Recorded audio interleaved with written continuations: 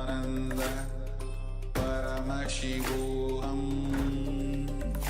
Om Nithyananda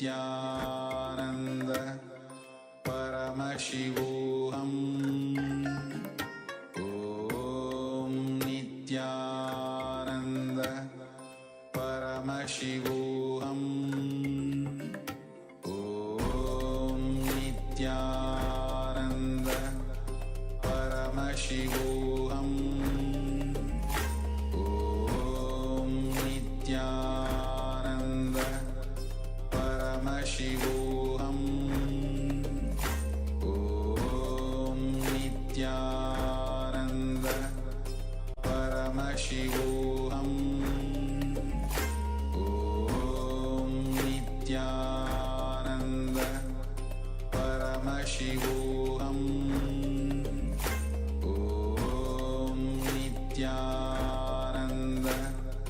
Paramashivoham. Om Nithyananda Paramashivoham. Om Nithyananda Paramashivoham. Om Nithyananda Paramashivoham. Om Nithyananda Paramashivoham. Om Nithyananda Paramashivoham. Om Nithyananda. Yes, you can slowly, very slowly, remove your eye bands, open your eyes, and gently allow the light to come back in.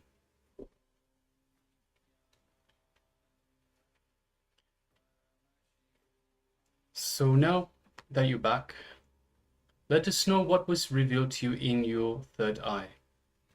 So this round was a round of third eye vision.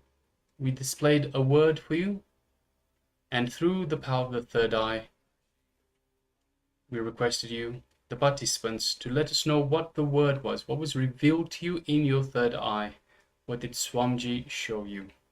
So now please take a moment and let us know in the chat box provided. So whether you're following us on YouTube or you're following us, you're in the Zoom room on two-way, let us know in the chat provided for you. Ma Anapin says O, the letter O. Okay. Thank you, Sharima. Yes. And E. Okay. Yes, requesting Ma Sia Wu to also let us know. We know you took part in the power manifestation. Let us know what Swamiji revealed for you.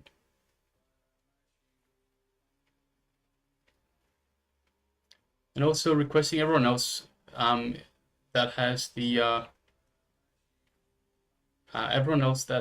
camera switch off, please switch on your cameras and be available on camera within the camera frame.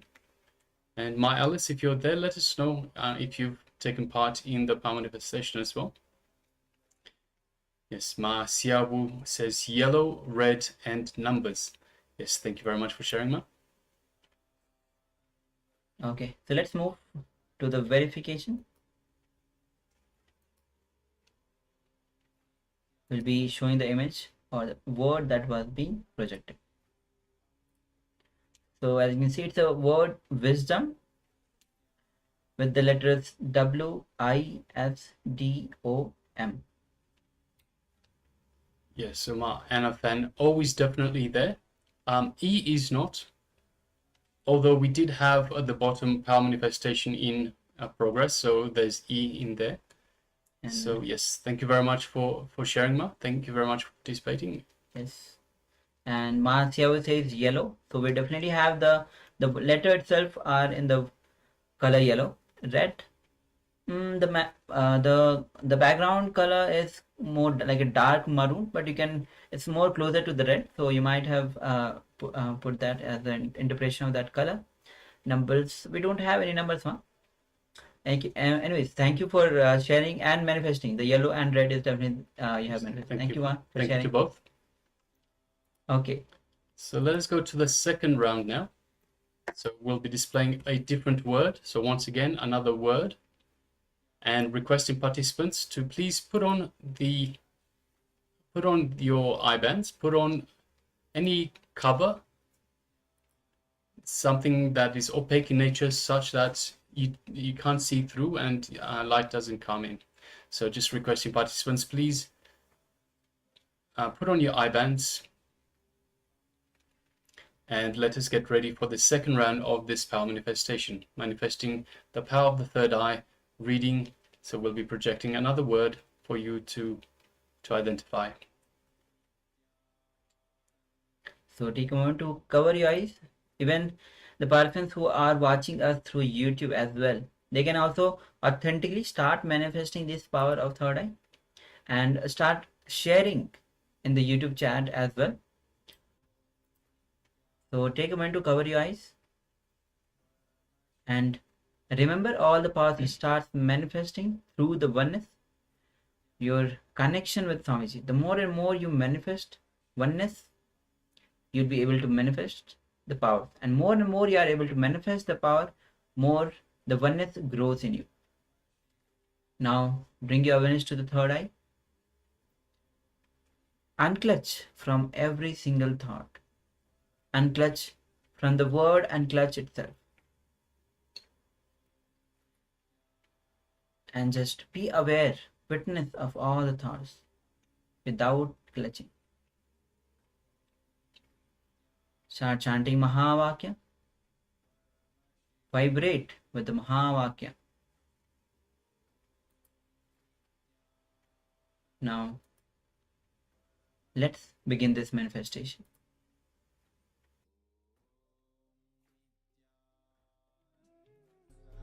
Paramashivam. Om Nithyananda Paramashivam. Om Nithyananda Paramashivam. Om Nithyananda Paramashivam. Om Nithyananda Paramashivam. Om Nithyananda Paramashivam. Om Nithyananda Paramashivam. Om Nithyananda Paramashivam. Om Nithyananda Paramashivam. Om Nithyananda Paramashivam. Om Nithyananda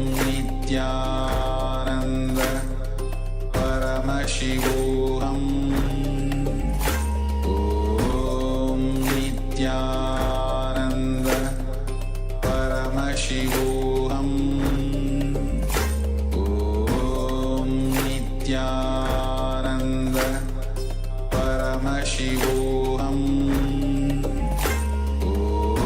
Om Nithyananda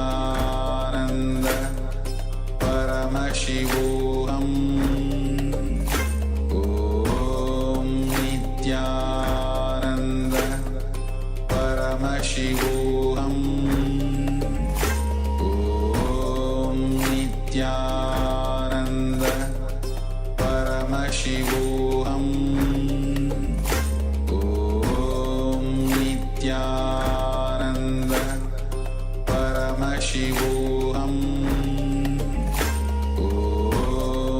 Nithyananda Paramashivam. Om Nithyananda Paramashivam. Om Nithyananda Paramashivam.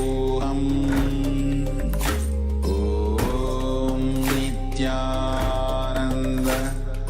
Paramashivam. Om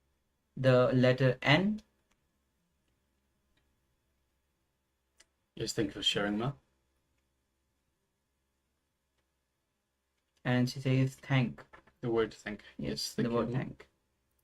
And Masiawu and other participants, those who have not yet switched on their cameras, if you have taken part, please share your revelations. Also, the YouTube participants can share.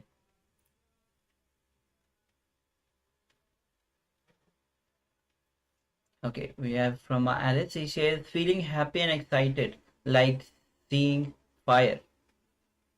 Thank you for sharing, Ma. Marcia says shape, the word shape.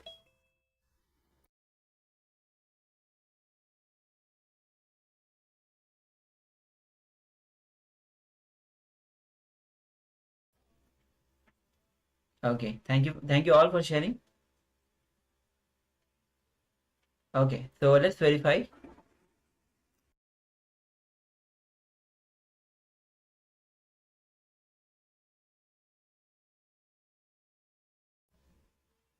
Okay, so let's verify. So as you can see, it's the word is happy. So let's check it out. So Ma Anna says apple and thank. We definitely have 2 letters of P in happy, and we have A as well. Very good, Ma. And thank, we have A, T. We don't have TH now. We have A. Okay, great, Ma. Thank you. Thank you for sharing. Yes, ma'am. Ma Alice says feeling happy. The word happy itself is there. The whole word itself is there, Ma Alice. Though it was you have given the full sentence, even it was just a word that we were manifesting. Okay, that's okay. The feeling happy and excited like seeing fire. Okay, thank you for sharing, Ma. Ma Xiao says shape. So we definitely have the H letter, A, P. Yes. So Very good. we have 3 letters that were in exactly the same order. So yes, congratulations, Ma. Well done. Yes, congratulations to all of you who have shared, and especially my allies who have successfully written the word happy fully. Thank you, Ma. Yes. Okay. So now we'll be moving to the next segment, the next session itself, which is going to be on everything and everyone is divine. Yes, so in Swamiji's teachings, the essence of Swamiji's teachings is that everything and everyone is divine. The very realization stems from the understanding that all beings and all forms arise from the same source of consciousness, which is the ultimate Paramashiva. When you recognize that you are made of this consciousness, it becomes essential to see that everything around you is also made out of this same divine essence. This perspective fosters a sense of oneness and interconnectedness among all beings. When you perceive the divine in others, your ego diminishes, and you cultivate a deep sense of humility and love. The looker and the looked at, so the looker and the looked at, are both expressions of the same formless beneath all forms. So as we embrace this truth, feeling of separateness dissolves, leading to a life filled with grace, bliss, and fulfillment. The realization that everything is divine transforms your very experience of life, allowing you to live in harmony with yourself and the world around you. So now we'll be entering into the revelation by Swamiji himself, where he explains about how everything and everyone is divine.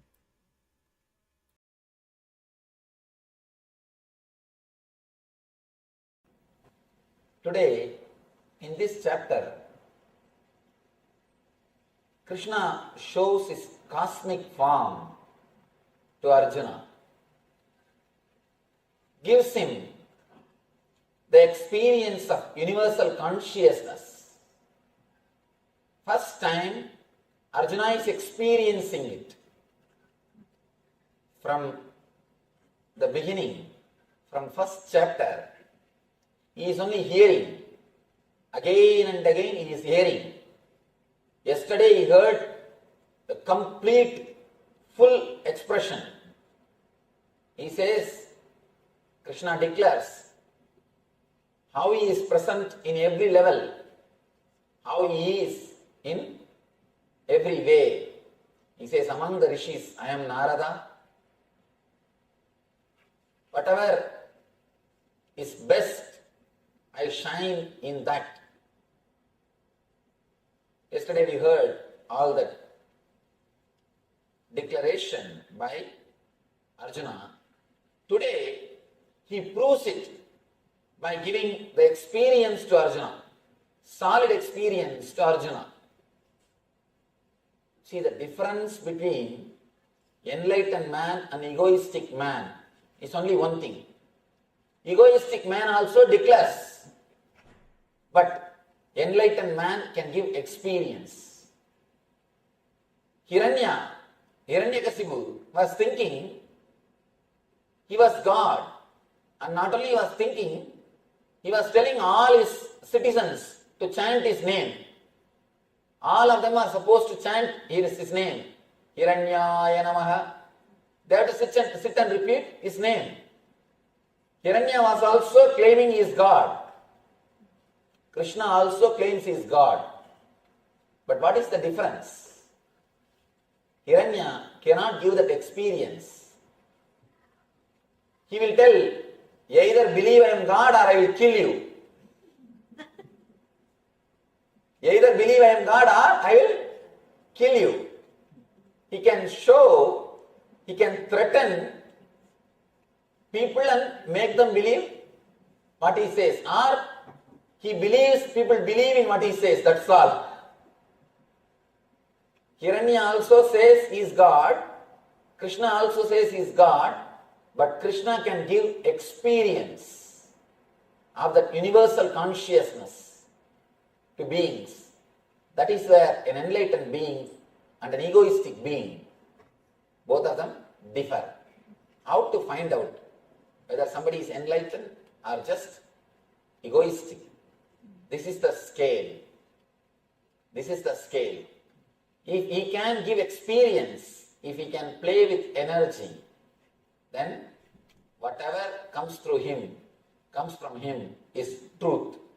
Here, Krishna shows very clearly, he is everything. One beautiful chapter, this whole chapter, such wonderful chapter. In Bhagavata there is a beautiful sloka. Tavakatamritam tapta jivanam kavibirididam kalmashavakam Shravana Mangalam Srimadadadam Bhuvigrunandide Buridajana. This is Gopika Gitam. Gopis, they sing, O Krishna, Tavakatamritam means your words and words about you. Katamritam. Words of immortality, words of nectar. Your words and words about you. On you and by you.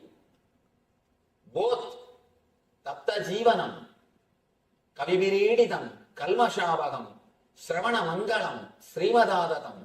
Shravana Mangalam, just by listening, it creates auspiciousness in us. Shravana Mangalam, Srimadadatam, Bhuvigrunandide Buridajana. It is worshipped or expressed as the highest thing by the great rishis or by the great people, the people who experienced you. They again and again and again feel the joy by speaking about you, by repeating your words. Tavakatamritam tapta jivanam. They just rejuvenate our whole being. Kavivirididam kalmashavagam. Shravana mangalam srimadadatam. Just by listening, it transports us to a different plane. if you fall in love with Krishna, if we have really started enjoying his words, this is the chapter to enjoy. Here, he is not giving any teaching, no teachings. This whole chapter, practically no teachings is given. He doesn't say do this, do that, be like this, be like that. No. All the intellectual stuff is over. All do's and don'ts are over. The vidhi and nisheda is over. No more vidhi, no more nisheda. Straight away gives experience. He shows very clearly, I am everything. He shows clearly, Krishna explains, not explains, he just gives the experience of ultimate universal consciousness. He shows very clearly how he is present in the whole universe. And Arjuna experiences the whole universal consciousness. This whole chapter is pure experience. First thing we should understand, is it possible to experience universal consciousness? That has to be understood. Next thing, what is the basic need to experience that? Third, when experience happens, what happens inside our being? These three we will understand from this chapter, and such wonderful possibility to experience the Krishna as the cosmic window. Yesterday he intellectually expressed, I am the ultimate. I can't say it is an intellectual expression, it is an expression given to a person who is deeply in love. Please understand, Krishna can be God only when a person achieves the maturity of Arjuna. Not for everybody. That is why, as I was telling you, Krishna also declares the same thing, I am God. The truth should be declared only to a person who is qualified, mature. Only when you reach the level of Krishna, you experience the divinity of, only when you reach the level of Arjuna, you experience the divinity of Krishna. As I was telling you, when you deeply feel connected, even ordinary person looks like God, looks like divine.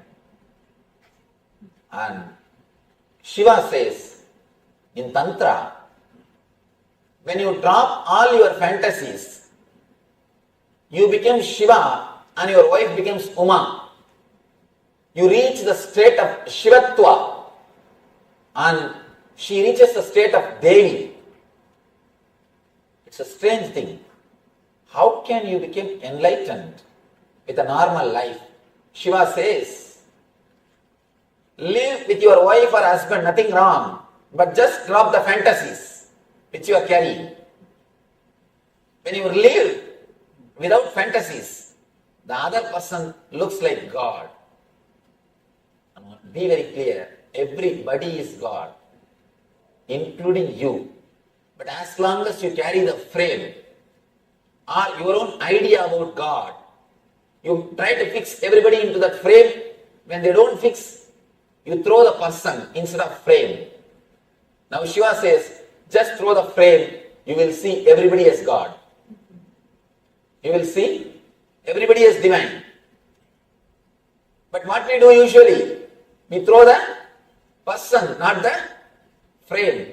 It is like cutting the leg for the shoe. Alter the shoe, not the leg. When you alter the shoe for the leg, you are intelligent. When you cut the leg for the shoe,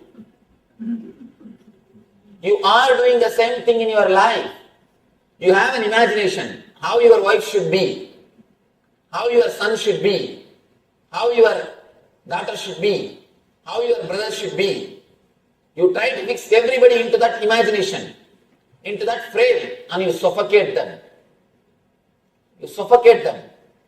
And they get suffocated and they try to run away from you. That is why every single moment the other always suffocates you. Other always suffocates you. Why do you need your space? Why do we need our space? Because the other suffocates us. The other person has got his own frame. He is trying to put us into that frame. If you don't fall in that frame, you are a little bit chiseled here and there. And little bit this side, little bit this side, little bit this side. You are cut, chiseled. And small pieces are removed from you. That's what we are doing. Continuously we chisel the other person. Shiva says, when you are deeply connected with the other person, as he is, as she is, when you accept the other person as he is or as she is, immediately the other person, you feel like God. You feel such a deep divine relationship. You feel the other person is divine. First thing for that, you need to accept yourself as you are. You need to accept you as you are. Only then you can accept the other person as he is. Then naturally you experience a deep divine connection. And one more thing. When you continuously chisel, never think you will end your job. Never think you will end your job. You can never be happy chiseling the outer. You can be happy only by dropping your image. Small story. I always tell this story. One guy presents a new puppy dog to his friend at the time of marriage. After 3 months, he comes to his house and asks, how is your marriage going on? How do you feel? What's the change you feel in your life? This guy says, nothing much, a small change. In the beginning, 3 months ago, the puppy which you presented to me, that used to bark at me, and wife will bring newspaper early morning. Now, early morning, puppy brings newspaper, she barks at me, that's all. Earlier, puppy will bring newspaper and earlier she will bring newspaper, puppy will bark. Now, puppy brings newspaper, she barks. When you try to chisel, continuously bark, but nothing happens. Nothing solid happens in our being and in other being. When you accept the other person, he looks like God. Same way, when you accept the whole universe, when you accept every being, the whole universe looks like God. Of course, this experience can be achieved in 2 ways. Please understand, this experience can be achieved by 2 ways. One, by your own tapasya, acquiring maturity, again and again understanding, achieving the maturity, you experience that. Second, by pouring tremendous energy into your being, a master can give this experience. By bringing you to that frequency, master can also give you this experience. Both the way it can happen. But one thing, unless you are at least little mature, the experience will not stay even if master gives you. That is what happens here. In the end of the Vishwarupa Darshan Yoga, Arjuna says, no, Krishna, I am not able to bear. Enough, I enjoyed, it's okay. I asked you, it is true. But now I think it is too much. Please show me your normal form. The frequency is too much. The other day, one of our ashram, she was asking me, I was sitting and watching CNN. I was seeing the Hurricane Katrina's disasters. by Arkan Katrina. She asked me, Swamiji, why all these things are happening? All ashramites were sitting in the morning meeting. She told me, why so much of calamity, disaster? See, understand one thing. I gave a small example. There is an ant hill, small ant hill. If you drive your car on that ant hill and kill all the ants, it's actually natural calamity for them. They may say, Hurricane SUV. They may name that as a Hurricane SUV. It's a natural calamity for them. And can you say it is predestined? Can you say it is predestined or free will? Can you relate with that incident? What the ants feel when you do this type of things, when this type of things happen? Your logic and their logic is totally different. They can't question you and you can't answer them. They may also start doing big relief work. They will ask all the ants, whomsoever is alive, whatever your savings, please bring all the sugar peas, all the fruits, all the food. Let us serve. They may have a small red grass. And they may also have, instead of red grass, they may have something like a red ant grass. Something. They may be also doing a big relief work. They may also be serving. But if the ants ask you, can they ask first of all? No. We don't know. Maybe there must be an enlightened ant which is giving discourse. Sitting and calling all the ants and saying, you see, this all happened because God wills. How? The logic of the ants is totally different.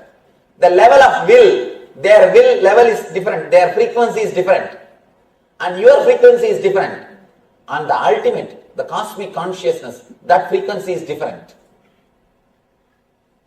Just like how you will not even know your car made an accident. You do not even know you killed thousands of ants. If your car kills, and if you kill, you will not even know. You wouldn't have even noticed. Same way, the cosmic energy don't even know what is going on.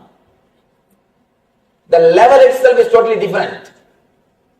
The frequency of consciousness itself is different. The frequency in which the ants accident happens is different. The frequency in which you are staying is different. The frequency in which the cosmic consciousness is happening is different.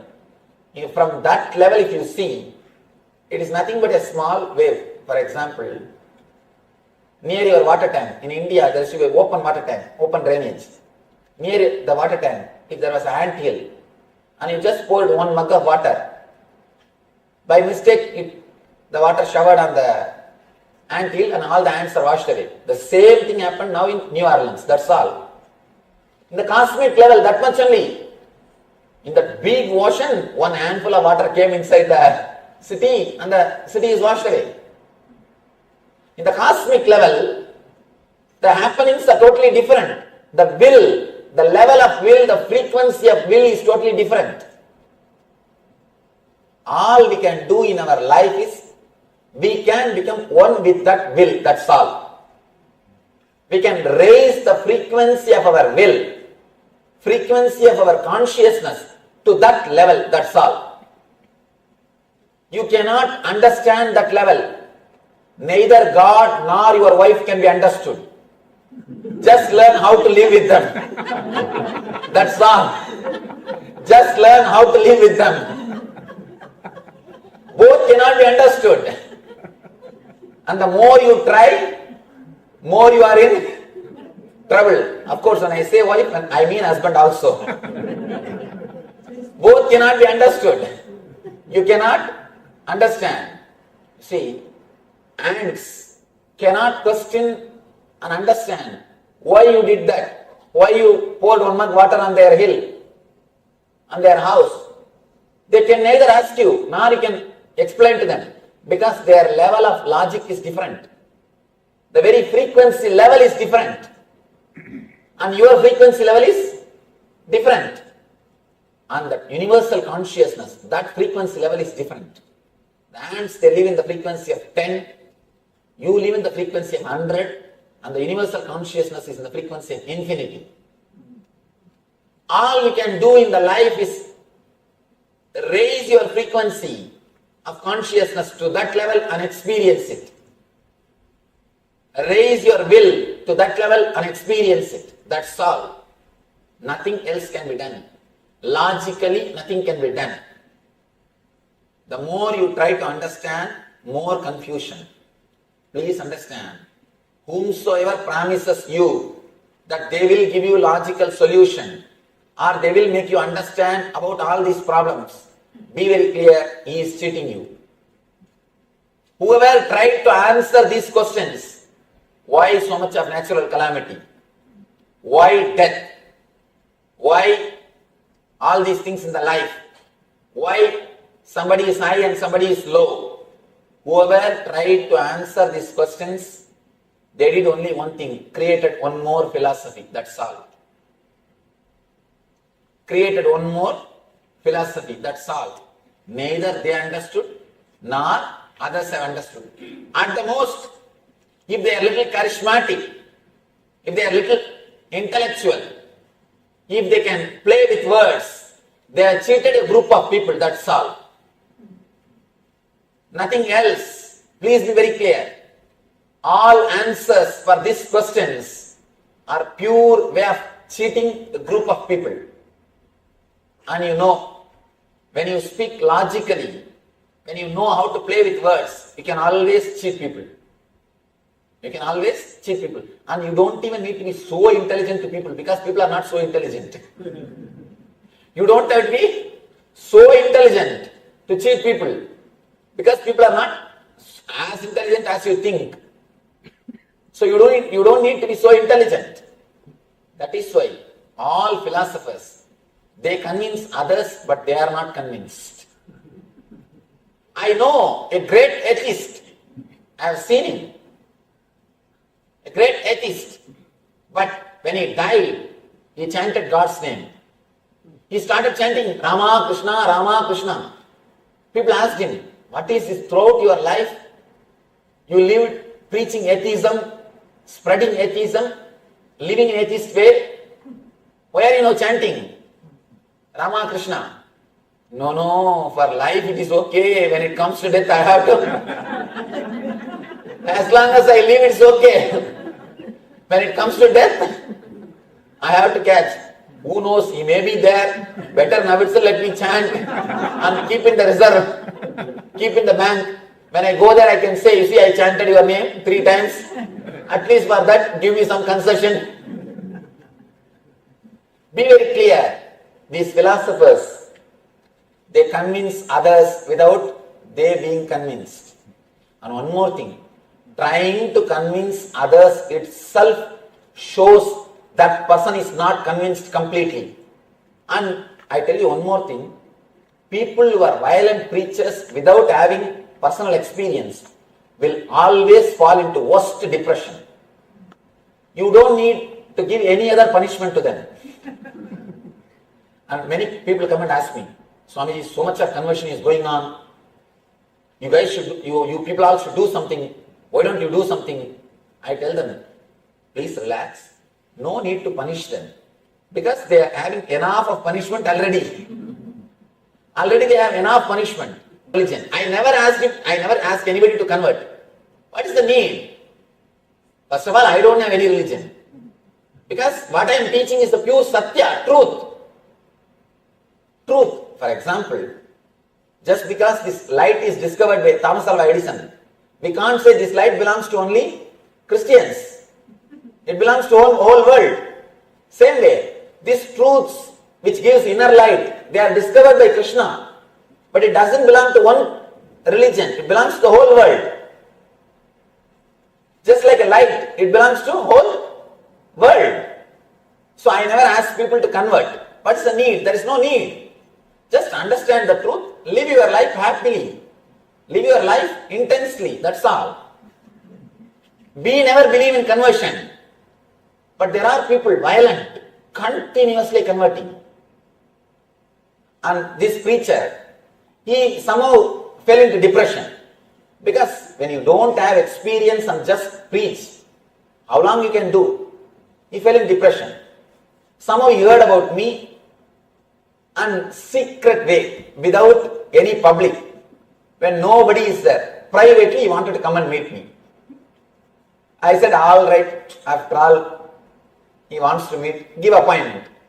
He came and he opened up and spoke everything. That's anyhow, I wanted to maintain the privacy, that's why I don't want to tell the name. He's a very popular preacher. And after having the healing and 2-3 days he was regular, he came and he felt better, a lot better, and he had the healing. He came out of the depression. Then slowly I asked him, why do you preach so violently? He openly says, Swamiji, when I feel so many people follow me, I feel what I am preaching is truth.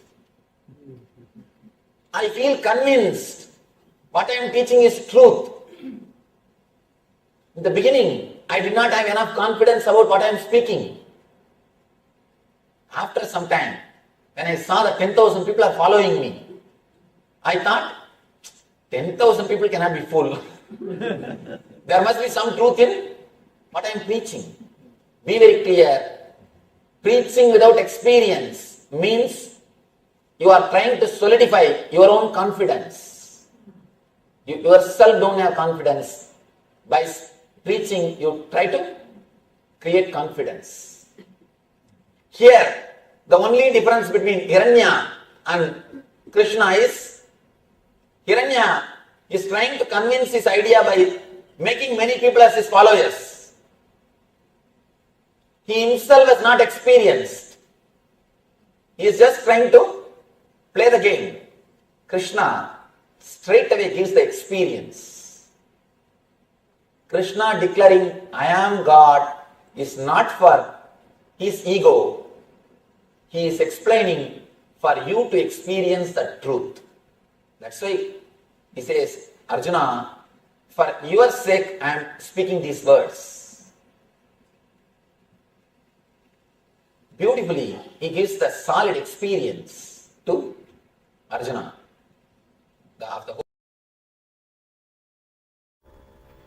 Yes. So, Swami says very beautifully, an incarnation gives the experience. And Swami very beautifully shares about the atheist who came to him, and he himself did not believe in what he was preaching. But when people started believing, so many people started believing on him, he started solidifying his belief that that is true.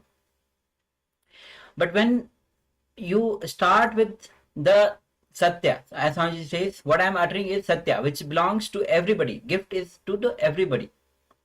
It does not belong to any particular religion, any particular caste, or any particular sect.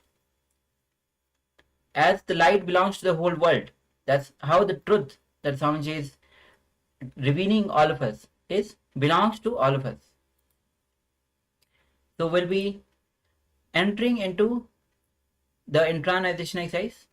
And Swamiji says one more beautiful thing about with a small example, how the ants, when you are driving a car and you hit some small ant hill, and so many ants were died. For them, it's a hurricane. There's no logic. At the level at which the ants are operating, and the level at which you are operating, and the level at which the divine is happening is totally different. There is no logical connection. We may try to give some logical connection through some connecting some idea, connecting some thoughts, but the frequency itself is totally different. You can just merge with the existence and experience it. Nothing else can be done. Yes, so now let's move into an internalization exercise. Waking up to the truth is surrender. So giving the GPA, the general power of attorney, to Mahadeva, to Paramashiva, saying whether I understand and appreciate or not, whether I understand or not, appreciate or not, what my life needs to go through, how I need to experience the flow of life and the law of life in the ultimate intelligence of you, Mahadeva, your third eye.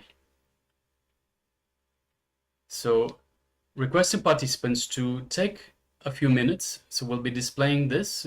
Take a few minutes and write this conscious declaration and write it down 3 times. So we'll be displaying this shortly.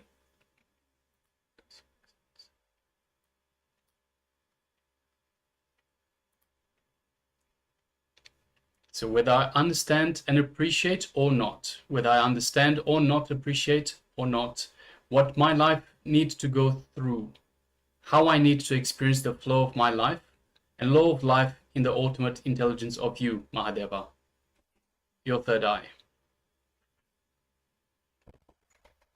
So give the power of attorney to Mahadeva.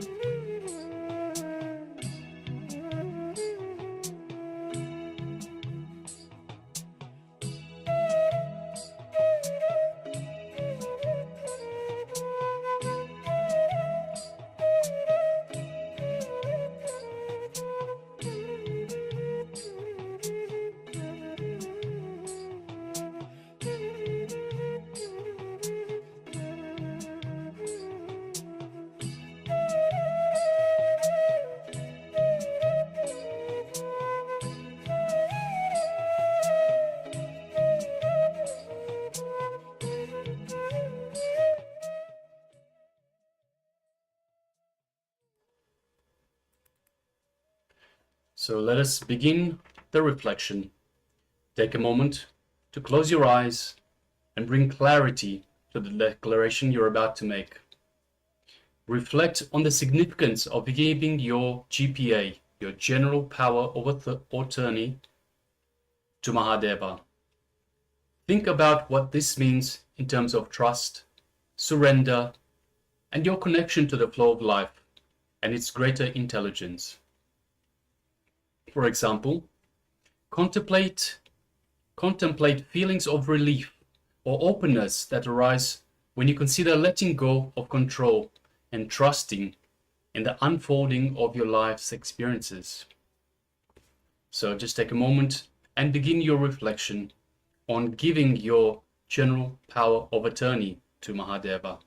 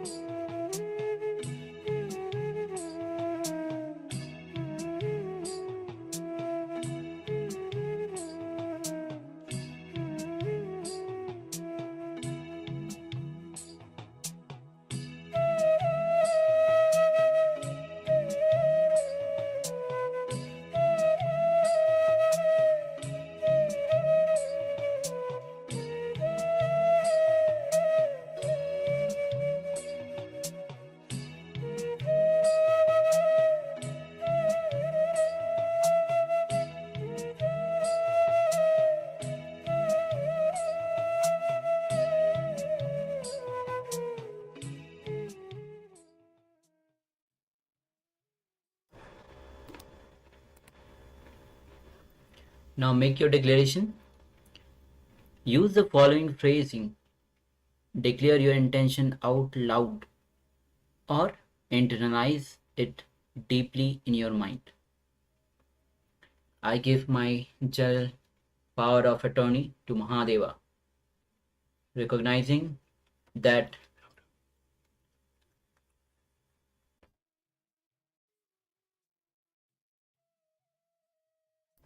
I give my general power of attorney to Mahadeva, recognizing that whether I understand or and appreciate or not, I trust in the flow of life and the ultimate intelligence guiding me through all experiences. Example, as you say or think this, visualize Mahadeva's third eye opening symbolizing clarity and divine guidance in your life.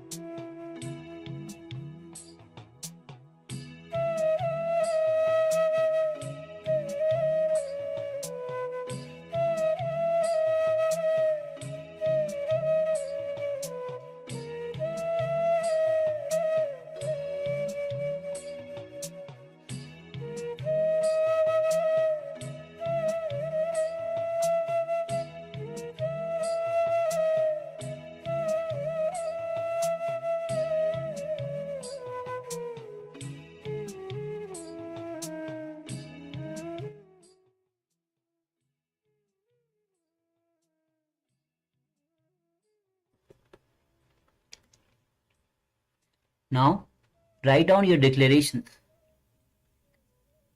Take a pen and paper and write down declarations 3 times. As you write, focus on each word. Feel its weight and significance.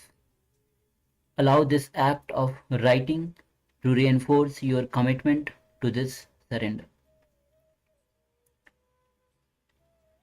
I give my general power of attorney to Mahadeva, recognizing that whether I understand and appreciate or not, I trust in the flow of life and the ultimate intelligence guiding me through all experiences. Pen down 3 times.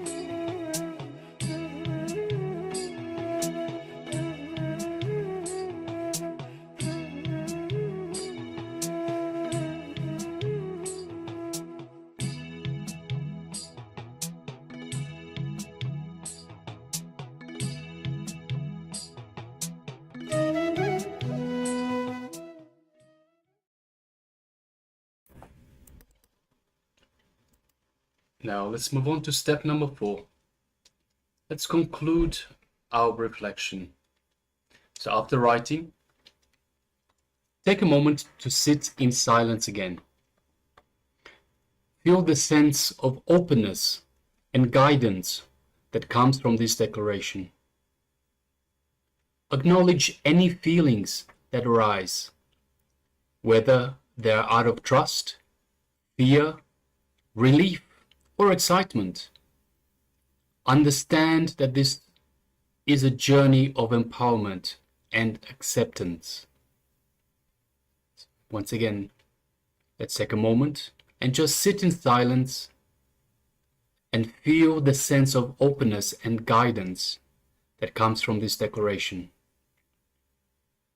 Acknowledge any feelings that arise, whether they arise out of trust, fear, relief, or excitement. Understand that this is a journey of empowerment and acceptance. So, for example, you may feel a weight lift off your shoulders or a new sense of clarity about moving forward in your life with this support. Let us take a moment and sit in silence and conclude our reflection.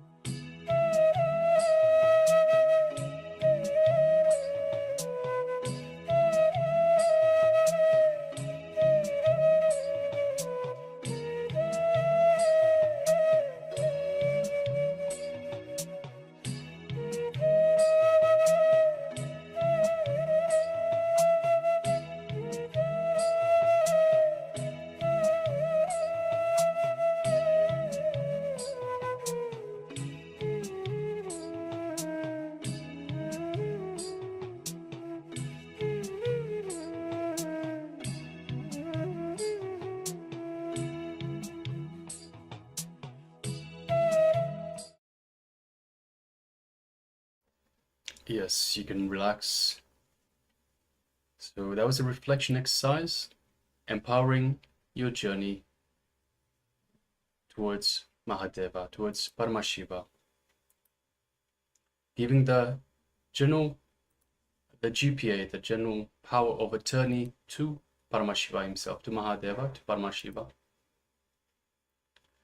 So now let's move into the next segment, which is once again the power manifestation segment. So requesting all participants to please once again gather their eye bands, or perhaps a cloth that covers their eyes, an opaque cloth, something that the light cannot get through. So requesting once again participants, please gather their eye bands and let's get ready for the power manifestation. Also asking once again the participants in the Zoom room, please switch on your cameras and take part in this power manifestation segment. Every power manifestation is your measure of oneness, your measure of feeling connection to Swamiji, to Paramashiva himself. So requesting participants to please take part in these power manifestation segments, as they are very important for your feeling connection, for your oneness, for the space of oneness. All right. So let us invoke Swamiji in our inner space. Connect to Swamiji in your third eye, just in between that eyebrows. Let us start chanting the Mahavakya. Om Nithyananda Paramashivoham. Om Nithyananda Paramashivoham. Om Nithyananda Paramashivoham. Continue chanting the Mahavakya, and we'll be displaying an image requesting you to, through your third eye, recognize what is being displayed on your screens now. Please go ahead. Om Nithyananda Paramashivoham. Om Nithyananda Paramashivoham. Om Nithyananda Paramashivoham. Om Nithyananda Paramashivoham. Om Nithyananda Paramashivoham. Om Nithyananda Paramashivoham.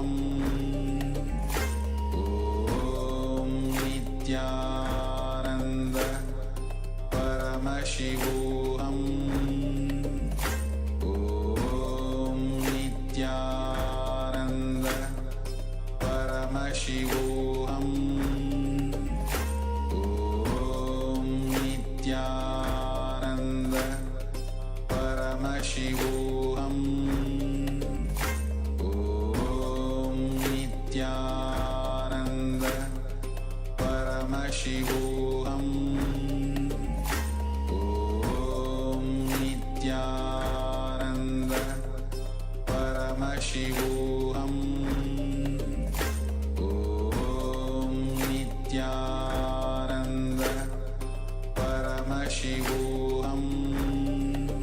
Paramashivoham. Om Nithyananda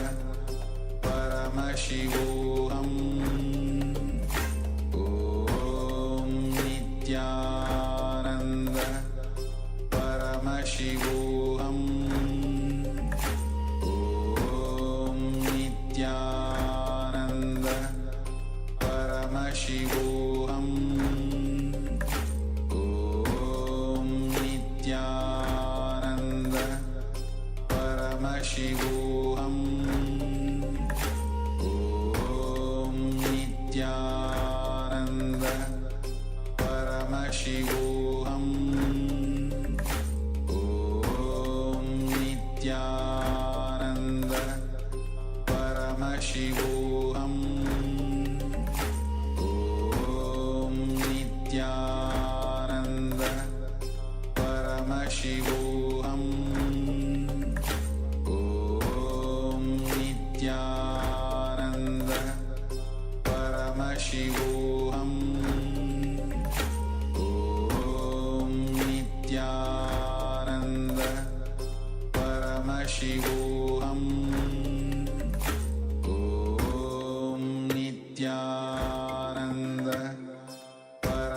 Paramashivoham.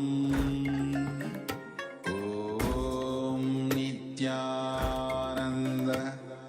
Paramashivoham. Om Nithyananda Paramashivoham. Om Nithyananda Paramashivoham. Om Nithyananda Paramashivoham. Om Nithyananda Paramashivoham. Om Nithyananda Paramashivoham. Om Nithyananda Paramashivoham.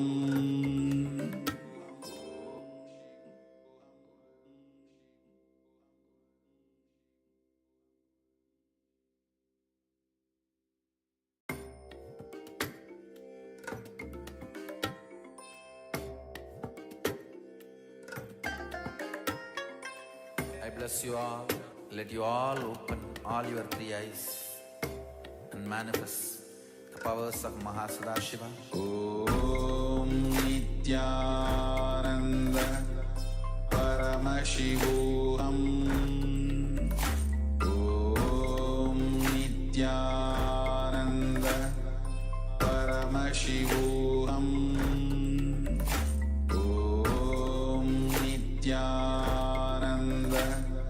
Paramashivoham. Om Nithyananda Paramashivoham. Om Nithyananda Paramashivoham. Om Nithyananda Paramashivoham. Om Nithyananda.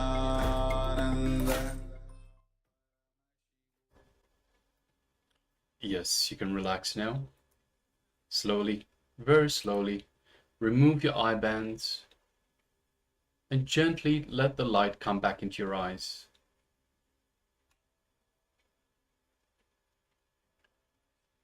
And take a moment and let us know what was revealed to you in your third eye. So once again, we've displayed an image for you, requesting you to let us know what was being revealed. What did Swamiji reveal to you in your third eye? What was the image that we displayed? Please take a moment and let us know in the chat box.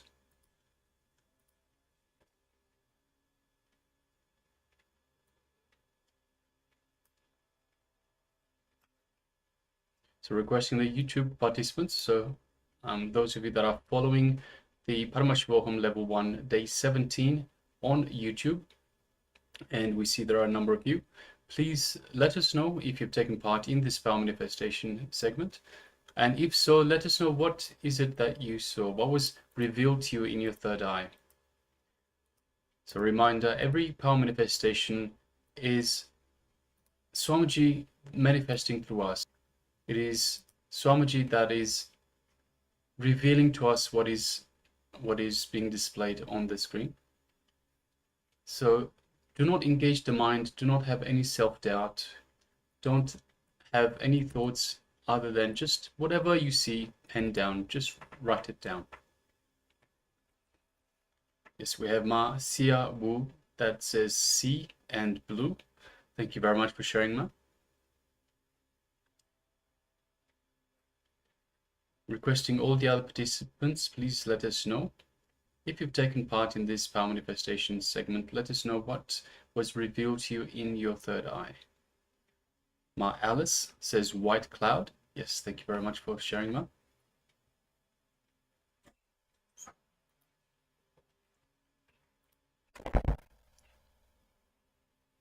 Okay, so we'll be showing the picture that was being projected.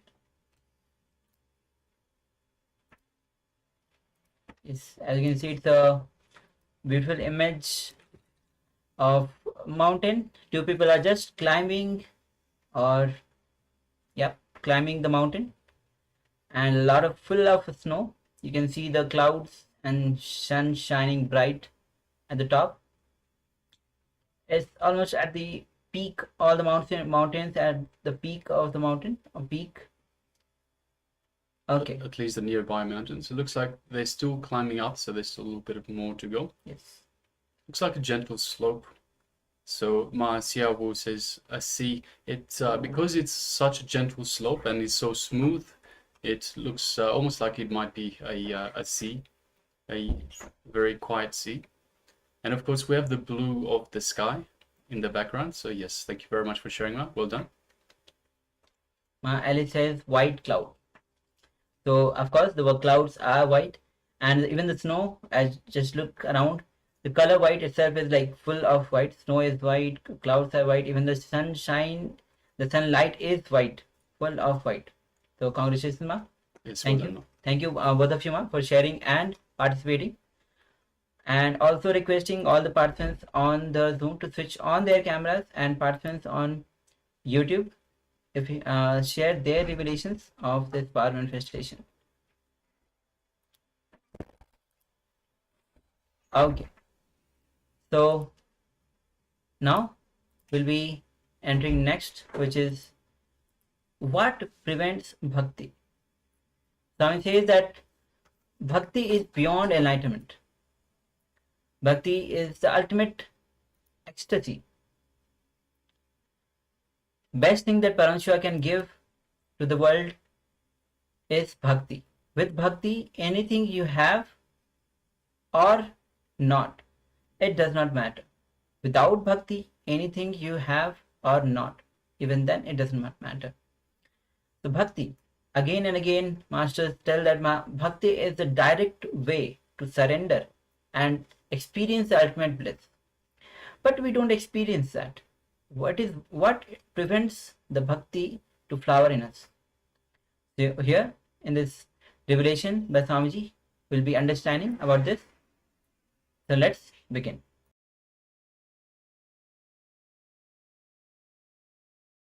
Say, at this moment I feel it is worth dying for this experience.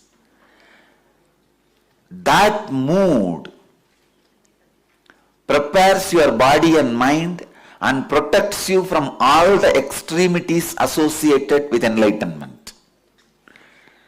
Understand? Understand the question thoroughly.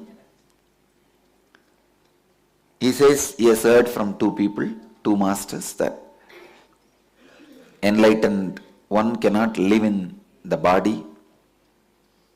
I do not want to comment about their words, what context they said and how you heard and all that. I don't want to comment on that. But I wanted you to understand one thing. The moment I created this feeling in you, for this experience, even death is okay. It means you have become ripe enough to hold that experience in your body. Understand? Till you have, see, what is death? What is fear of death? If you are afraid of death, still you have the hope for life, hanging on to life. So if you are clinging or hanging on to life, how can enlightenment happen to you? I tell you, the moment you are ready to die, you don't need to die. The moment you are ready to face the death, you are free from death. Enlightenment can stay in your body now without causing the extremities associated to it.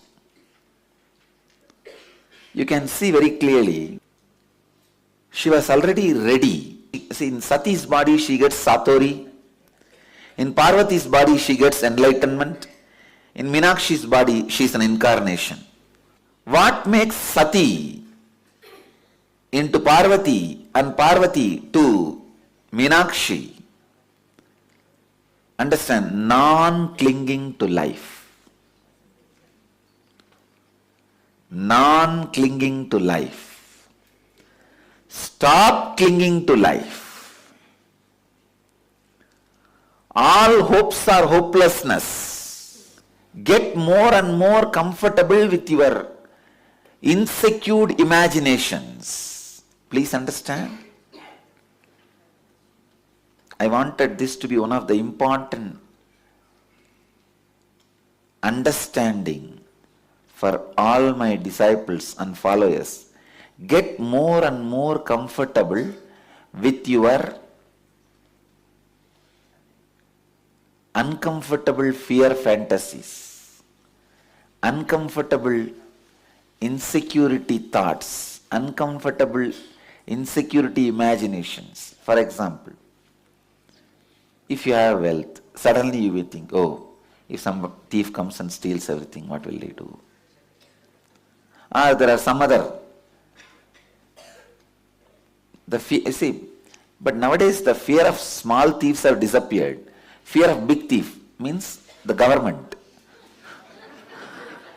Now the whole thing collapsing, economy melting down.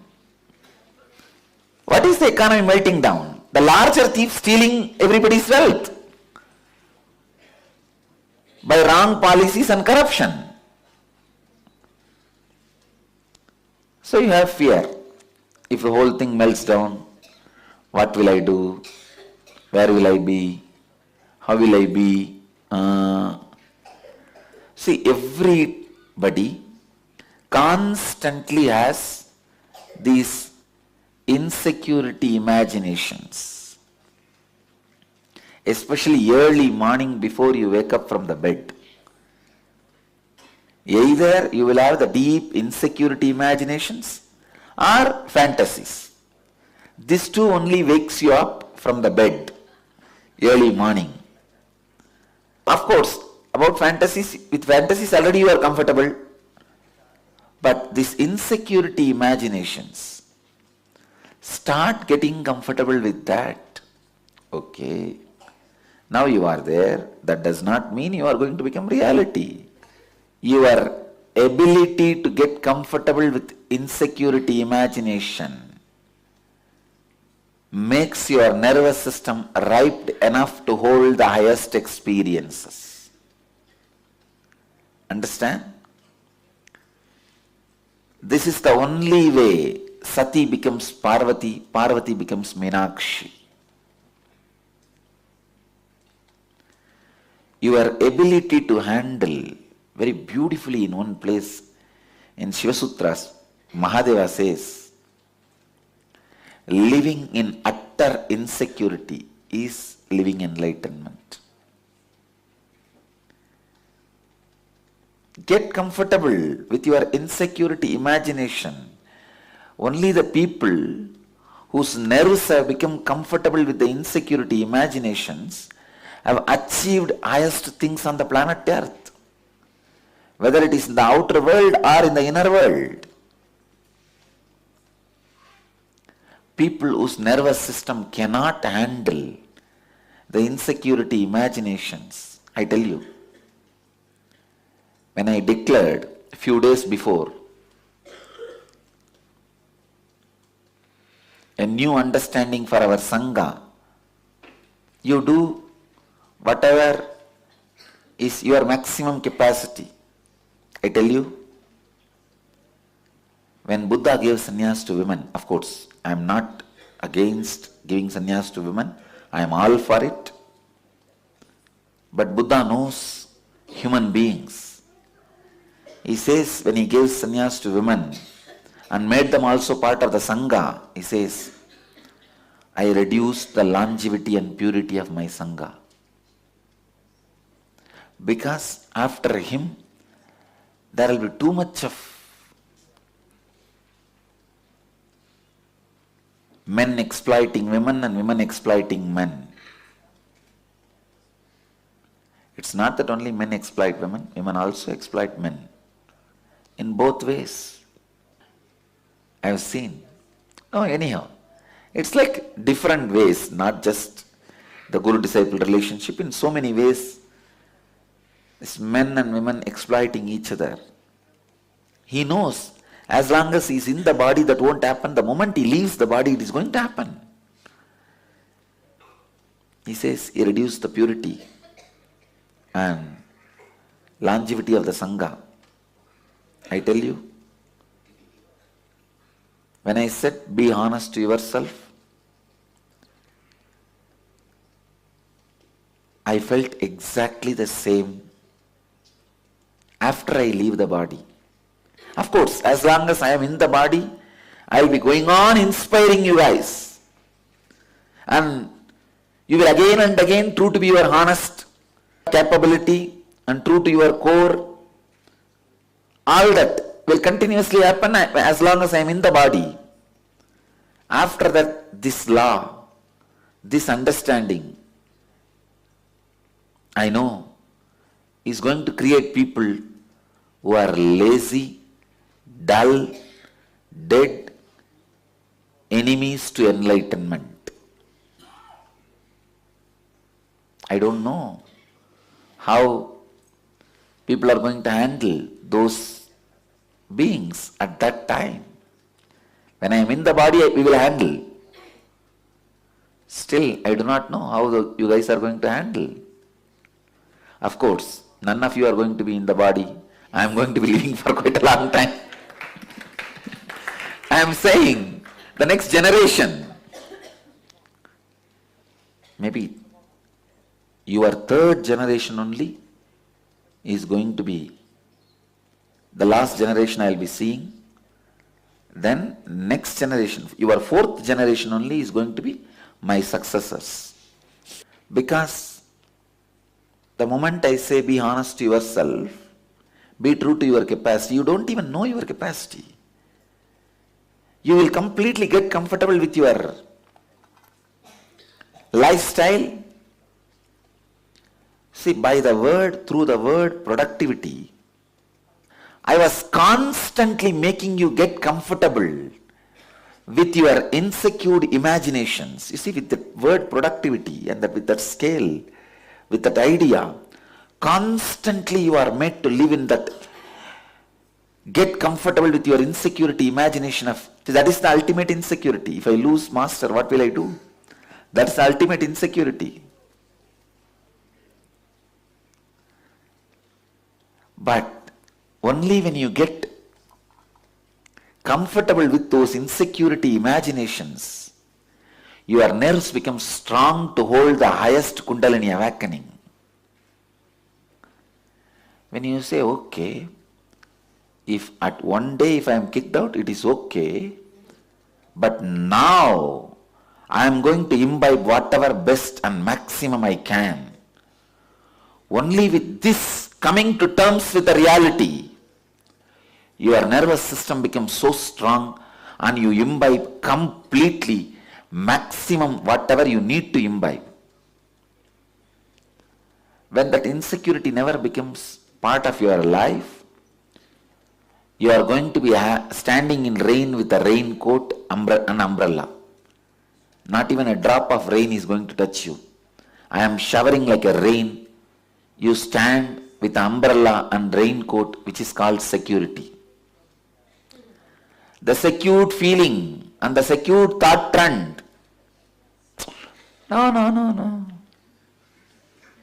Swamiji already said, you be honest to your capacity. This thought trend is going to be more like a raincoat and umbrella.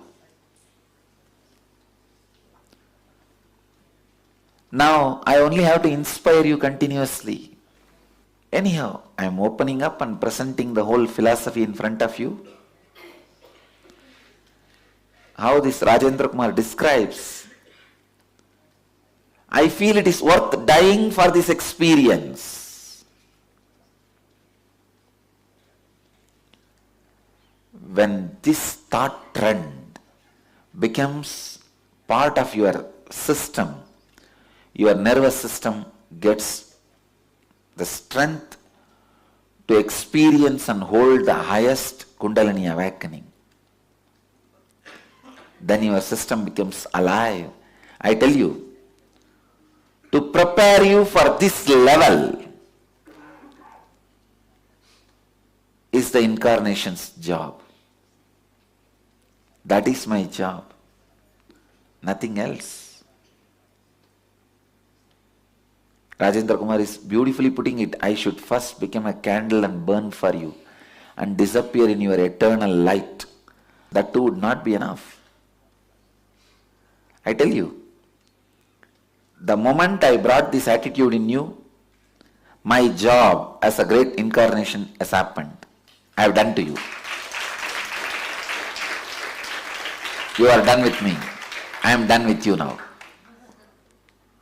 Now, simply the cosmos will enter you and your system is ready to hold that experience. It is all about nothing but making you comfortable. You see, how comfortable you are with your greed-based fantasies. Same way you need to be comfortable with your fear-based imaginations. For example, that early morning, sometime when you have that greed-based fantasies, how comfortable you don't even want to get out of it. But somehow this foolish alarm rings only at that moment. How comfortable your whole nervous system is with that greed-based fantasies. To the same level, your nervous system should be comfortable and joyful, relaxed with your fear-based fantasies, fear-based insecurity thoughts. You say, oh, how can it be? You are saying nightmare and sweet dream should be same? Yes. Because both is from you. You are the source. Whether it is a sweet dream or nightmare, you are the source. You are the creator. My whole job is making your nervous system comfortable with your nightmare also, the same way your sweet dreams are comfortable. How you are comfortable with your sweet dreams, to that same way I should make you comfortable with your nightmares. Then my job is done. Then your body is ready for the highest Kundalini experience. Then I have completed the job of carving a yogic body and Vedic mind. So Rajendra Kumar, depth of inspiration in you all means the ability to handle, to get comfortable with the insecurity.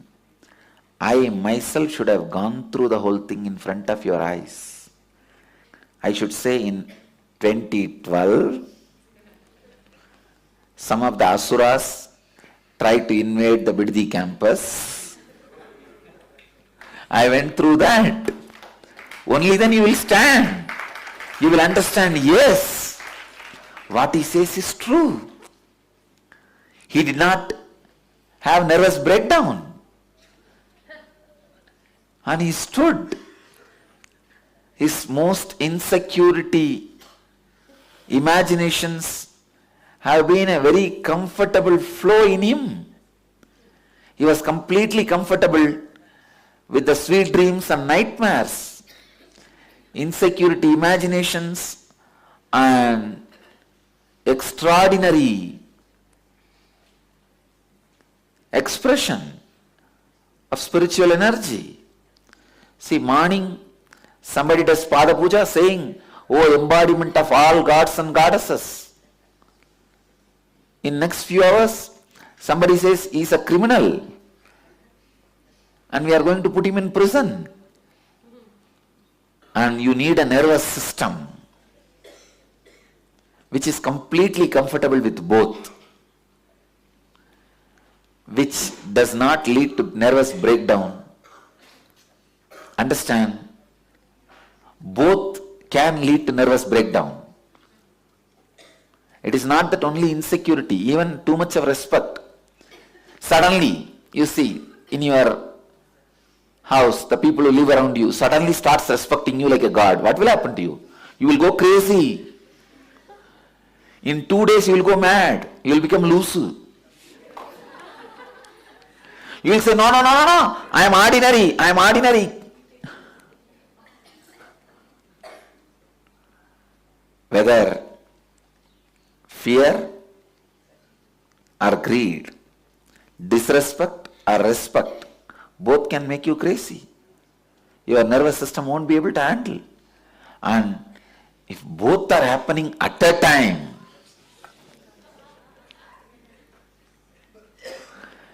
just today, one side the 15 international media has published about our diabetes kriya.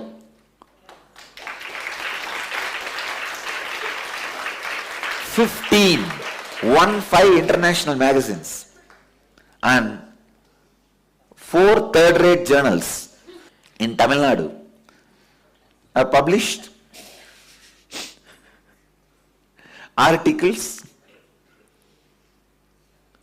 putting so many nonsensical allegations on me. Both happening in same way, same time. You'll become mad. If your nervous system is not strong enough, I tell you,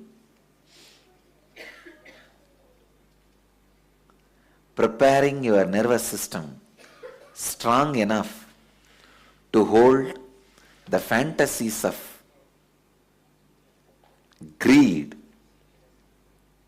and imaginations of insecurity.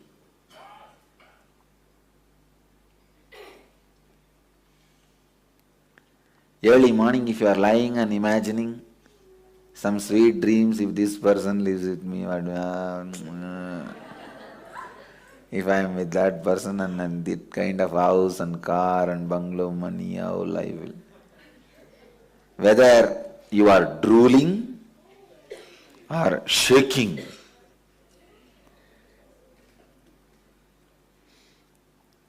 suddenly some dream, tiger is chasing you and a huge python is trying to swallow you, or you lost all the money in your share market, your net worth has melted down. I tell you, the real your net worth, which can never melt down, is inner awakening. Your any other net worth will melt down. That is why I tell you, have some asset which will not melt down. Your capability. See, it is not that easy. You can hide and cover up your fears and insecurity and live your life. Your stomach will get churned. You will have diarrhea. This time in the prison, the jailer was the head of the jail. He became very friendly with me. He was a devoted person. I have never seen a jailer falling at the feet of an accused. The moment I was taken inside the jail, the first thing he looked around, and when there was no media camera, he fell flat at my feet. I was shocked. Oh God, what is going on? I blessed him, be blissful. And he was not even getting up. He said, put your hand on my head and bless Swamiji, only then I will get up. I blessed him. He says, I was so happy the moment they said they are bringing you here. I said, what do you mean?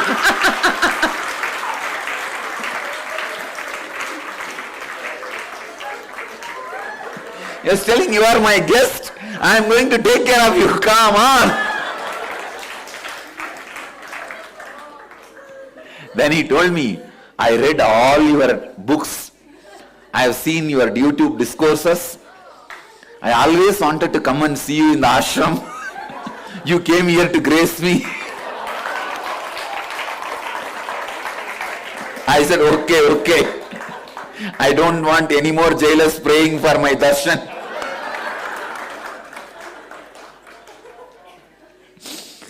And he said, please accept my hospitality.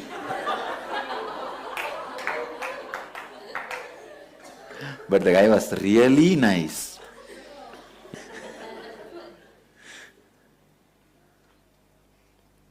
It's not that easy to hide the insecurity if it is there inside. Understand?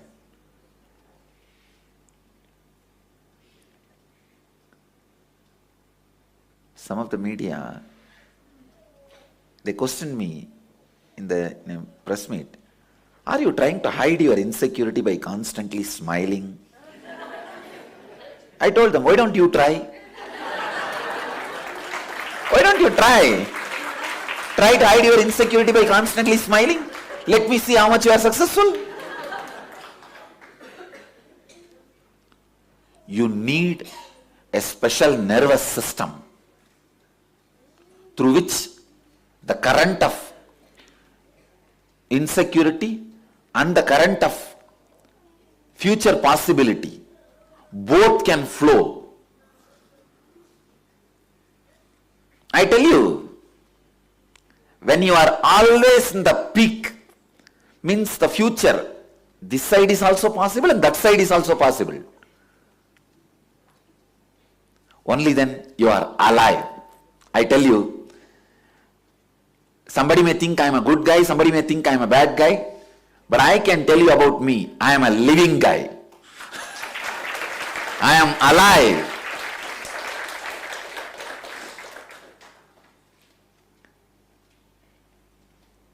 The extreme good, what can happen?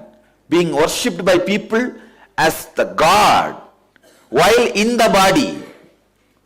I have seen that extreme. And the same way, the other extreme, being abused with all the lies and false allegations, constantly being tortured, disrespected. I have seen this extreme. And both waves could not make any pattern in my nervous system.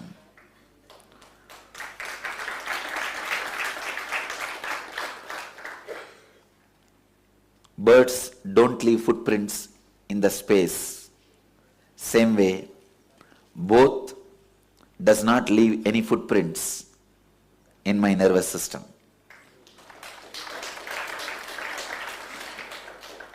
Only buffaloes leave strong footprint in the mud.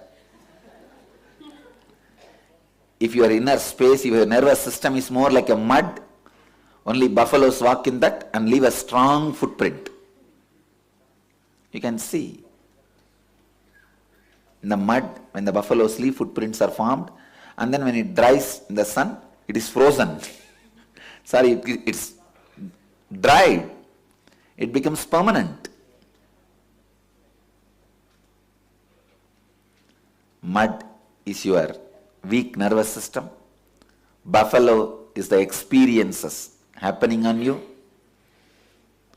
When the sun is exposed to that footprint, it becomes like a solid stone after drying up. Life's various other experiences are the sun's exposure to that footprint, so it becomes a permanent pattern in you. But if your inner space is like a sky,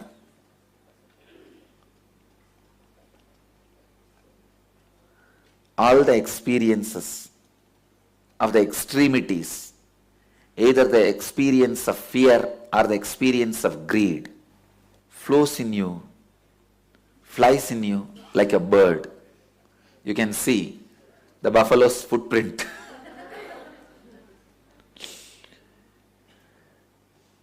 If you are a mud, you carry only this. If your inner space is like a air, ether,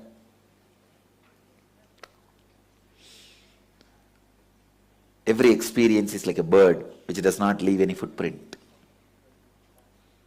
I tell you, take this up like a samyama, meditation, getting comfortable with your extreme fantasies, positive and negative. Please understand. Your extreme fantasies, positive, Your extreme fantasies, negative. Both. Get comfortable. Yes, if that happens, if that is the way things happen, what can be done? Okay, next.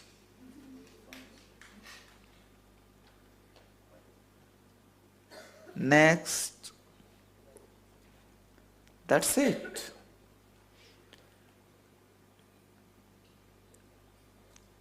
And I still remember the jailer asked me, Swamiji, you are not suffering. Why are you trying to fast? I said, fasting I am doing just to put it on record about my resistance. That what they are doing is illegal. The international media is watching. And the history is going to record. Not only I am arrested, how I responded to the arrest. Not only I was persecuted, how I responded to my persecution. So I need to put it on record. I need to create the right history.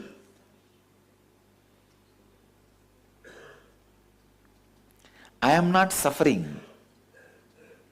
Is part of my spiritual history. But I did not budge. I recorded my opposition and resistance is going to be the part of my social history. To face any extreme, you will not be affected by any extreme. The moment you are ready to die, you don't need to die. But as long as you are not ready to die, death is waiting for you. You need to die. The moment you are ready to die, you don't need to die.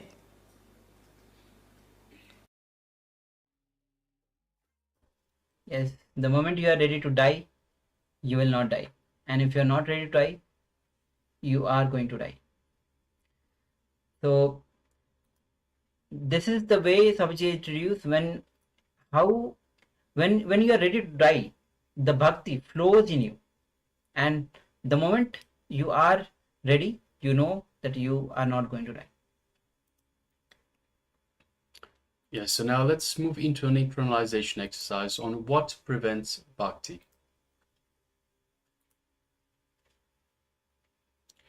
What you are devoted to, you become that, is the message of harness the power of feeling connection. So let's take a few moments and write down what you are devoted to. Which 11 powerful cognitions inspire your life and empower your feeling connection with Swamiji. So requesting participants, grab a pen and paper and write down 11 powerful cognitions which inspire your life and empower your feeling connection with Swamiji. So please, just giving participants a couple of moments to gather a pen and paper. So I requested participants to always have a pen and paper with them for writing down powerful cognitions.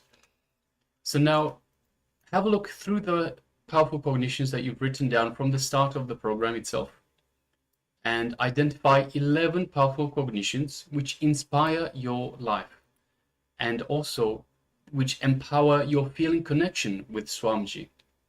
So we're going to display this exercise for you on your screens shortly. But please take a moment and write down 11 powerful cognitions that inspire your life and empower your feeling connection with Swamiji. Please go ahead.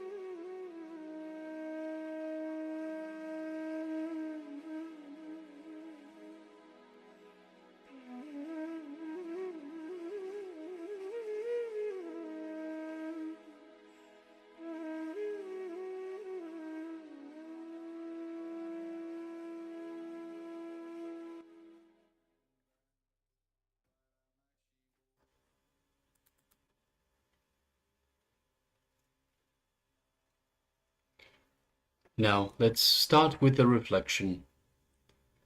Take a moment to reflect on what you truly feel devoted to in your life. Consider the people, the principles, or practices that inspire your passion and commitment. Think about Swamiji's teachings and how they resonate with you.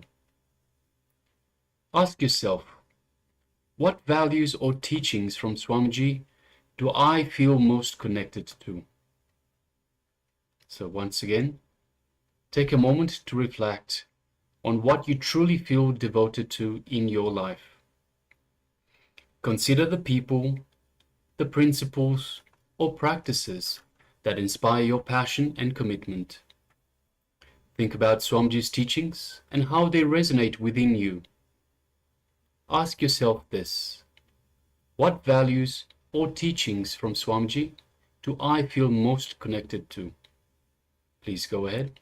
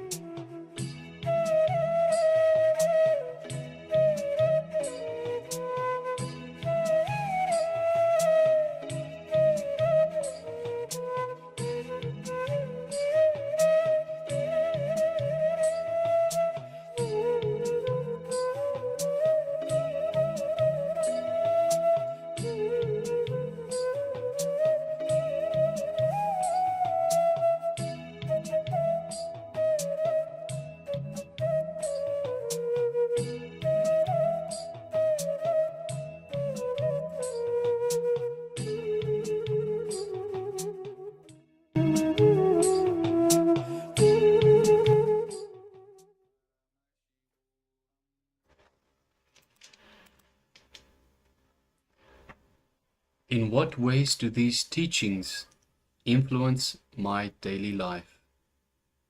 So ask yourself this question as well. In what ways do these teachings, Swamiji's teachings, influence my daily life? An example. I am devoted to serving my community and upholding values of compassion and empathy. Or, I feel a strong connection to Swamiji's teachings about inner peace and self-realization. So please continue to identify in what ways do these teachings, Swamiji's teachings, influence your daily life. Go ahead now.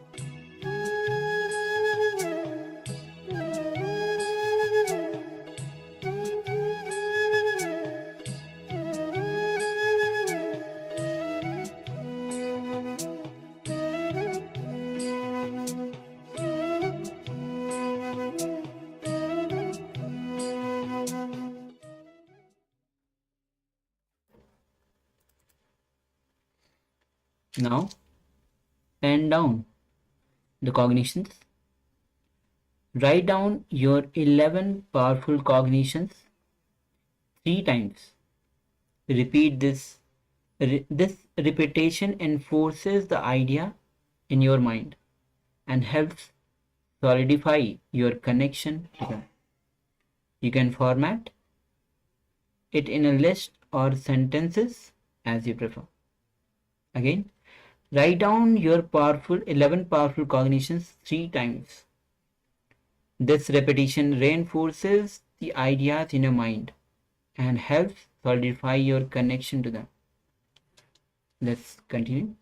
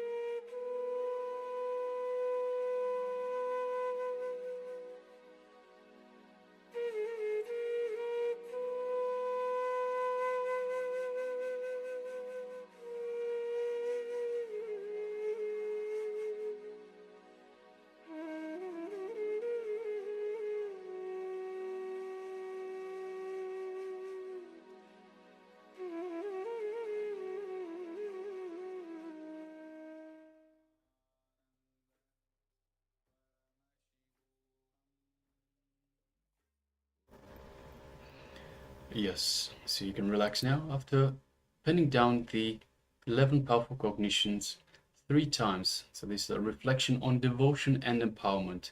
We asked you to identify 11 powerful cognitions that you find important in your life, that guide your life, as well as the teachings, Swamiji's teachings that resonate with you, that you follow, that you feel connected to.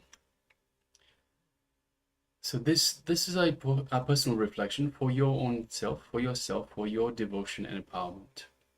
Please make sure that you keep it with you and you revise it every once in a while. You have a look at it and remind yourself why it is that you are doing what you are doing. All right, so next let us move into the next segment, which right now is a Kriya. So Kriyas are powerful techniques that are developed by the Supreme Pontiff of Hinduism, infused with the superconscious energy of the Supreme Pontiff of Hinduism. This one is for tinnitus, so a Kriya for tinnitus. Yes. And the Kriya itself, there are so many benefits of this Kriya for tinnitus. Tinnitus itself means you have the, when you have some specific sound always constantly being heard in the ears. So of course with this Kriya, there will be drastic reduction in the constant experience of the sound that you hear. Apart from that, healing of other ear related issues that you have, that also will get healed. And there will be overall improvement in the mental clarity. You'll have the mental clarity and you'll have the focus after this Kriya. And there will be so much of, you'll feel relaxation, you'll experience relaxation, and reduction of the stress level will reduce drastically. So it's Kriya itself heals obviously the tinnitus itself, but apart from that there are other benefits as well, which is actually quite general for every being. So whether, of course, if you have tinnitus, then you should practice this, but it's for everyone. So please come to the space of listening, and of course, because it's a Kriya, it involves the asanas, pranayam, and kumukas. So find a place where you can easily perform these asanas and have a proper ventilation, not with the polluted air. Have a proper ventilation, fresh air. Only then the Kriya itself will give the full benefit to you. You'll be able to perform the Kriya itself properly. So find a place where you can actually perform the Kriya. Just before we go into the Kriya, requesting all participants to please switch on their cameras. So we'll be personally taken through this Kriya by the Supreme Pontiff of Hinduism. So requesting everyone to please come on cameras and make sure that you are available in the camera frame.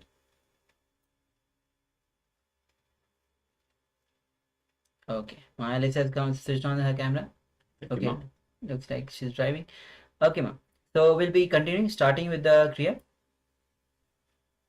Okay, so let's come to the space of listening.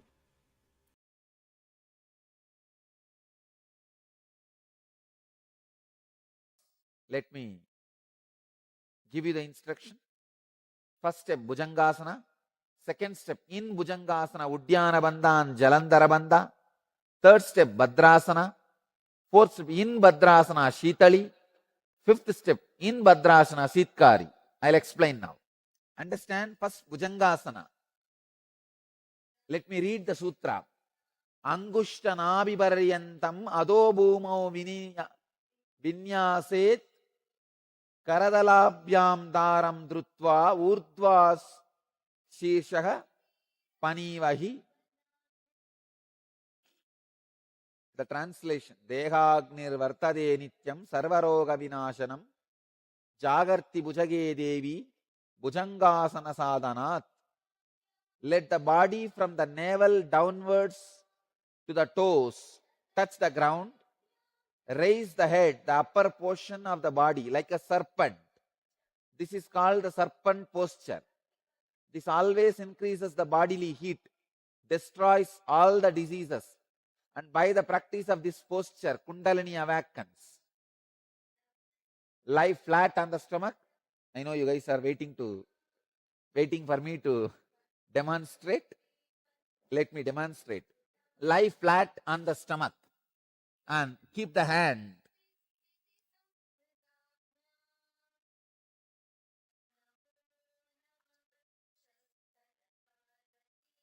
lie flat on the stomach, legs straight, feet together, and soles of the feet uppermost. Place the palms of the hands flat on the floor, below and slightly to the side of the shoulders. The fingers should be together and pointing forward. Arms should be positioned so that the elbows point backwards and are close to the sides of the body. Relax the forehead and the floor and close the eyes. Now relax the whole body, especially the lower back. Slowly raise the head and neck and shoulders, straightening the elbows. Raise the trunk as high as possible.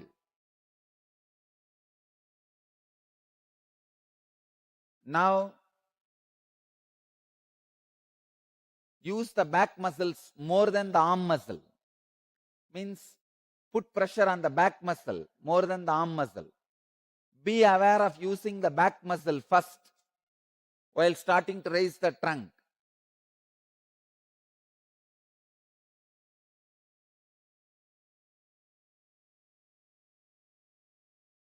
Hold in this position by closing your eyes.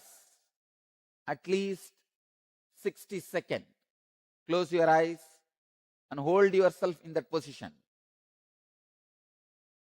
Because the Kundalini energy will start flowing in your body smoothly now. Now relax.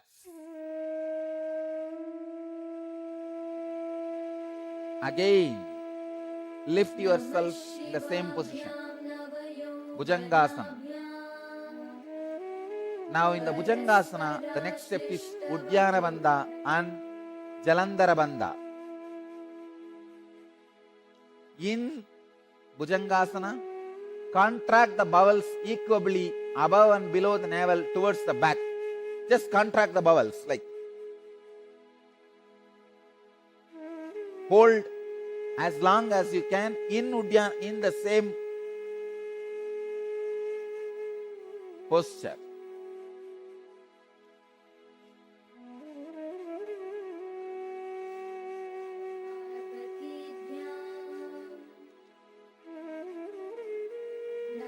Do the Uddiyana Bandha and relax.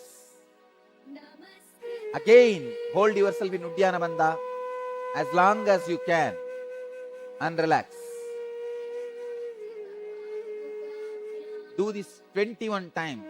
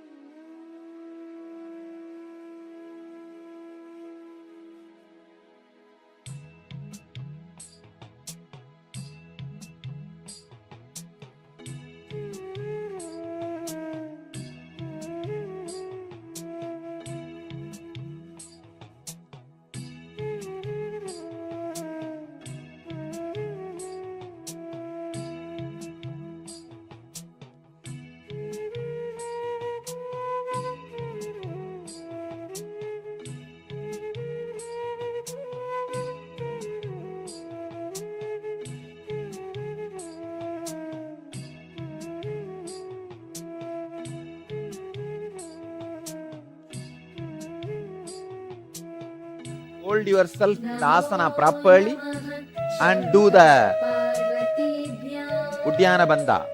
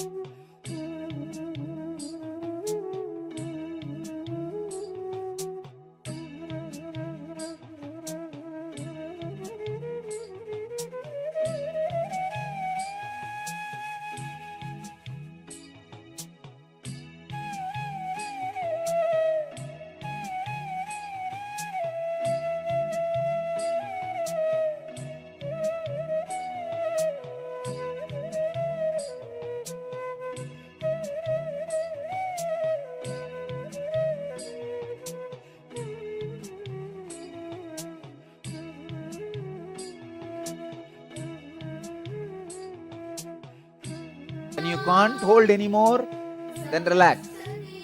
But again, hold in Uddiyana Bandha. In Bhujangasana, Uddiyana Bandha.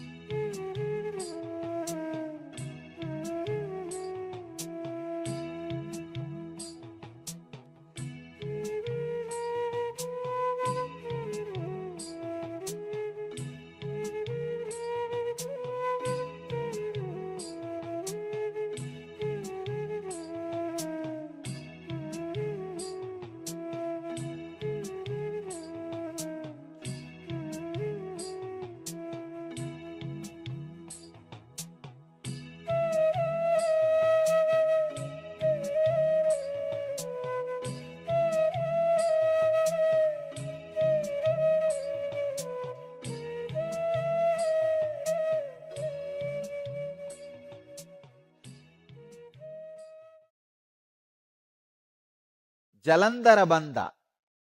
Let me read out Jalandhara Bandha's sutra. Kanta sankochanam kritva chibukam kritaye nyaset jalantare krite bande shodasa adara bandhanam. Contracting the throat, place the chin on the chest, like see.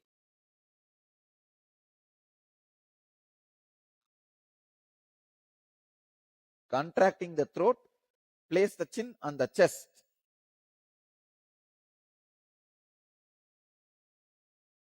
In Bhujangasanam itself, first raise yourself in Bhujangasanam and now put your chin on the chest. In Bhujangasanam, hold yourself in the Bhujangasanam and put your chin on the chest. Hold the breath, hold everything by locking your throat in Jalandhara Bandha as long as you can. When you feel you can't hold anymore, relax. But again, hold.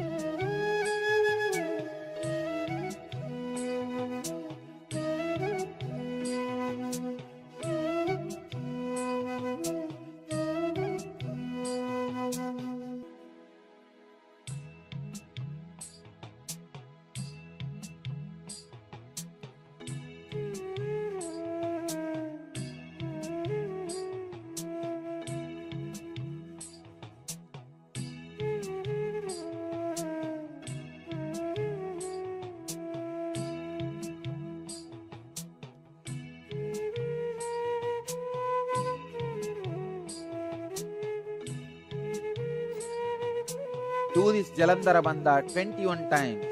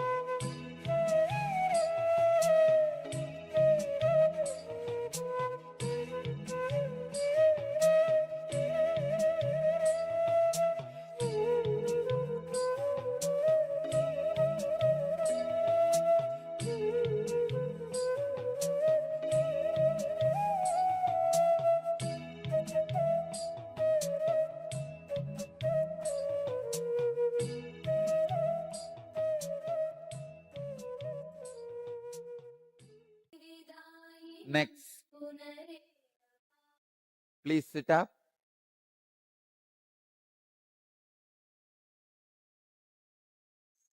Come to the Bhadrasana. Put yourself in Bhadrasana. Bhadrasana. Let me read the instruction. Place the heels crosswise under the genitals attentively. Cross the hands either behind the back or directly. Take hold of the toes of the feet. Fix the gaze on the tip of the nose. Put your attention on the tip of. Sit for 3 minutes in this very Bhadrasana.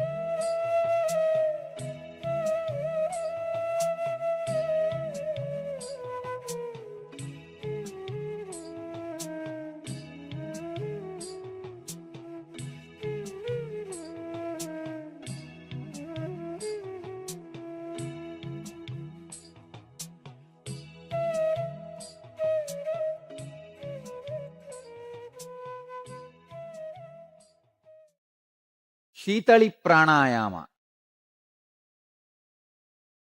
Draw in the air through the mouth with the lips contracted and the tongue thrown out. You see, just do this. Turn the tongue and throw it out. Draw the air through and fill the stomach slowly and swallow it. Swallow the whole air and retain. After that, very slowly exhale through the nostrils. Let me show you. Understand?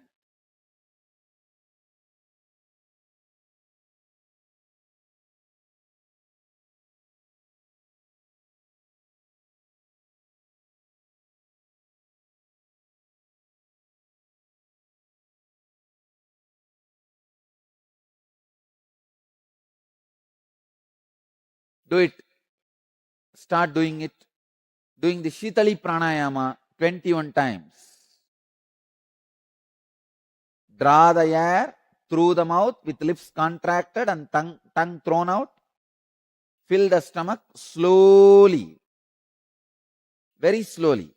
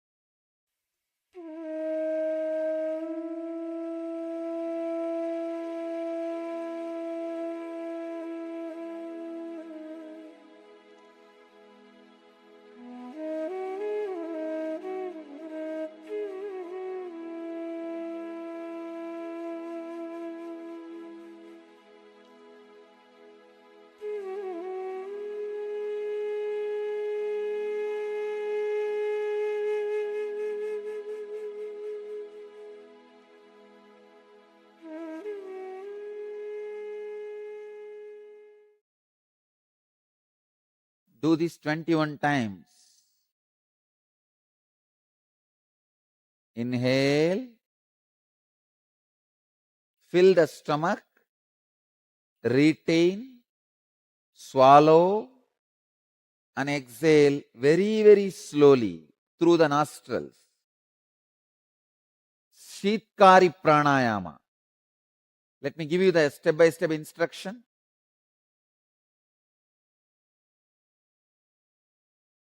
Press the lower and upper teeth together and separate the lips as much as comfortable. Breathe in slowly through the gaps of the teeth. Listen to the sound of the breathe as the air being drawn in. Close the mouth at the end of the inhalation. Hold as long as you can. Then exhale slowly through the nose. Let me show you.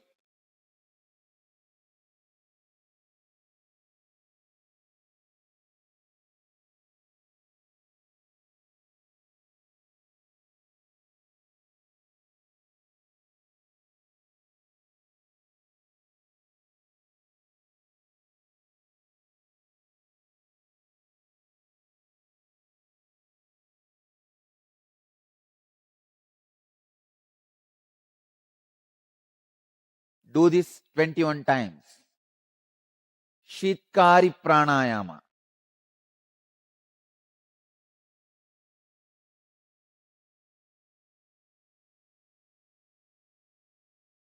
Shitkam kuriyat tatavaktre granenaiva vijrumbigam evam abhyasa yogena kamadevo dvitiyakaha. You continue the Shitkari pranayama.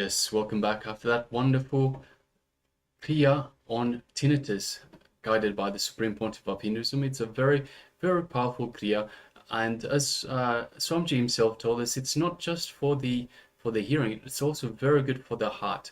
So it solves all sorts of issues related to the heart as well. And also Swamiji was beautifully telling us that this Kriya, the asanas that we perform during this Kriya, asanas and the breathing meditation and the locks that we use in this Kriya itself are very good for allowing the Kundalini, promoting the movement of the Kundalini energy throughout our body as well. So it's a very powerful, very good Kriya to practice, even if you don't have tinnitus. So this was tinnitus care for hearing, for sounds that you hear in the ears. But even if you don't have tinnitus care, it has so many benefits, so many. So I hope you all took notes and you can practice in your own time. If not, you can go to YouTube and for today's day 17, and you can find again where this Kriya has taken place, and you can watch it again and play along with Swamiji. Practice along with Swamiji as he takes you through the Kriya once again. All right. So next, let us move into the power manifestation segment. So requesting participants once again, let us get ready for the power manifestation segment. Let us gather our I-bands. So please get your I-bands, or if you haven't got I-bands, you can use a piece of cloth, something that is opaque in nature, something that will not allow the passage of light through. So you don't peek underneath, or you don't see through the cloth itself. Also, requesting participants, please switch on your cameras. So we have a number of participants at the moment that have their cameras switched off. Requesting everyone, please switch on your camera and please be available in the camera. Let us put the eye bands on, or the cover, the eye covers. So requesting all participants, please go ahead and put your eye bands or eye covers on right now. And we'll be moving into the power manifestation. So once again, it is an image. We'll be displaying an image, and through the power of the third eye, through oneness with Swamiji, Swamiji will be revealing what is being displayed in the image. So let us sit comfortably with our head, neck, and spine in a straight line. Let us invoke Swamiji in our inner space. Connect to Swamiji in our third eye, and let us start chanting the Mahavakya. Om Nithyananda Paramashivam. Om Nithyananda Paramashivam. Om Nithyananda Paramashivam. Let's continue chanting the Mahavakya. And from the space of oneness, from this powerful cognition that we are Paramashiva, let's manifest the power of third eye vision. So the image is displayed for you right now. Please go ahead.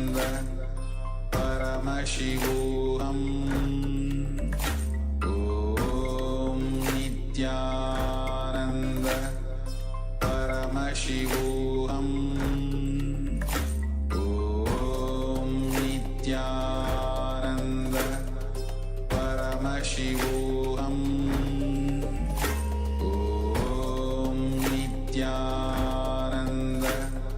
Paramashivoham. Om Nithyananda Paramashivoham. Om Nithyananda Paramashivoham. Om Nithyananda Paramashivoham. Om Nithyananda Paramashivoham. Om Nithyananda Paramashivoham.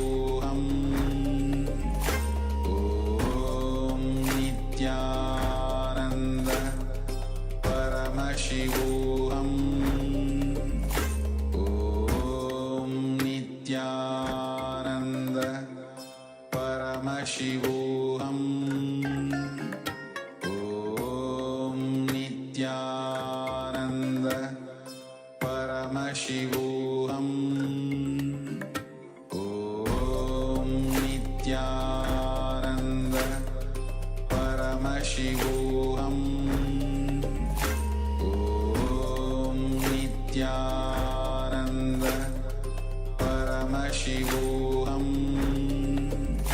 Om Nithyananda Paramashivoham.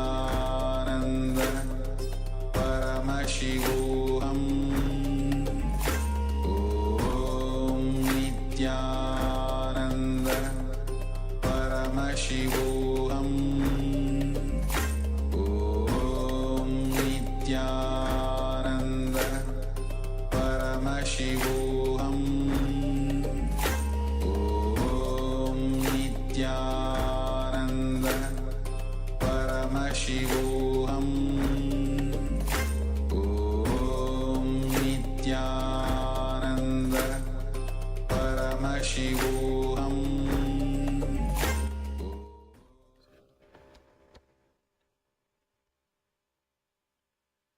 Yes, let us now relax slowly, very slowly. Let us open our eyes.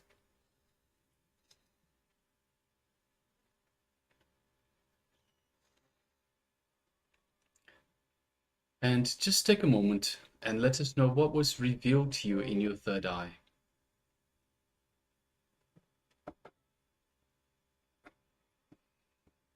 So in this round of the power manifestation, we displayed an image for you and requested you, the participants, to view the image through your third eye. So ask Swamiji to show you what is being revealed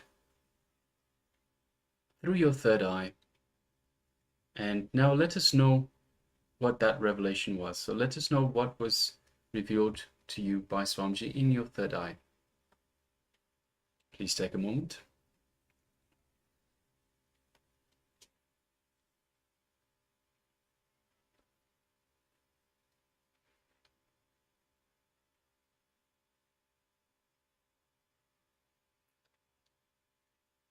And of course, if you're following us on YouTube, you can let us know in the YouTube chat. If you are following us, if you are here in the Zoom room itself, please let us know in the Zoom chat itself.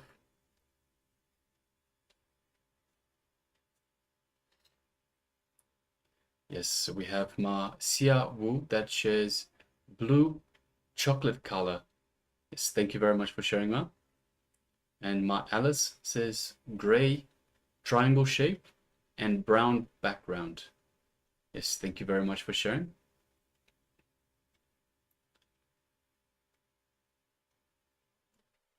Just gonna give a little bit more time for others to share as well.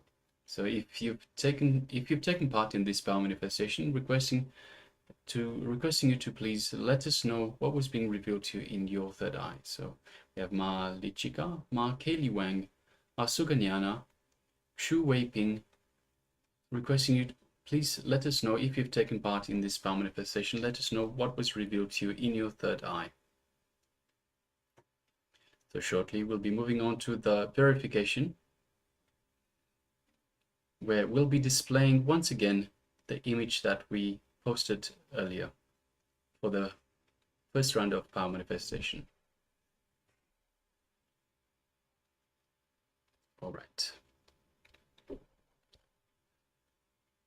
So let's now display.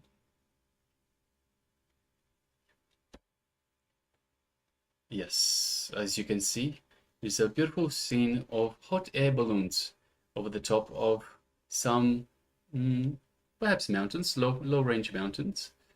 We can see some forest below, and it looks like it's late during the day.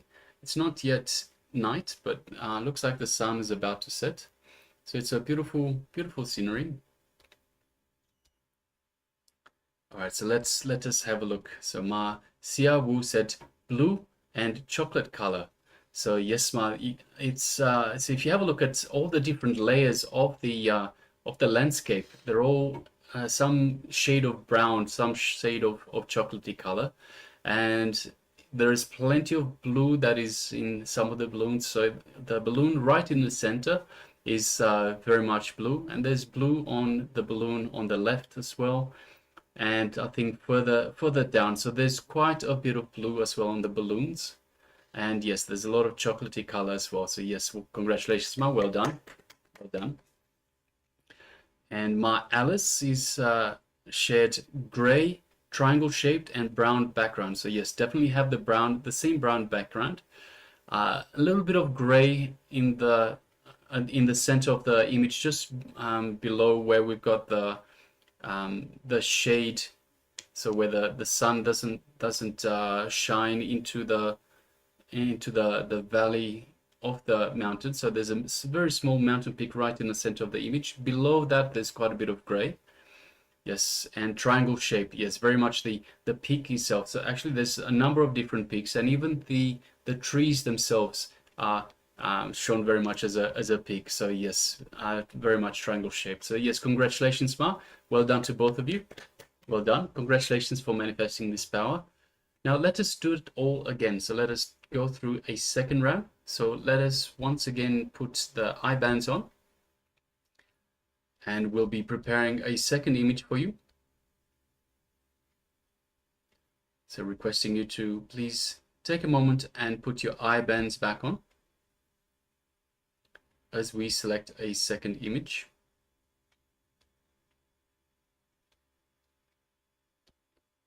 All right, so we've selected a second image.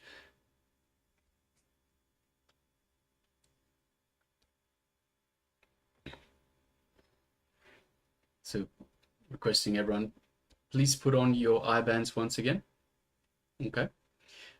And let us once again connect to Swamiji in our inner space. So let us invoke Swamiji in our inner space. Let us connect to Swamiji in our third eye. Start chanting the Mahavakya.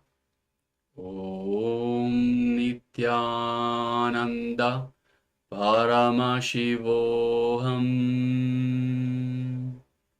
Om Nithyananda Paramashivam.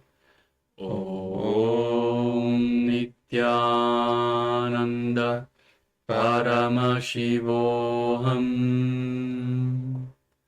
Yes, continue chanting the Mahavakya. And from the space of oneness with Swamiji, the Supreme Pontiff of Hinduism, the living avatar, let us manifest this power of third eye vision. So start manifesting now. The image is being projected on your screens right now.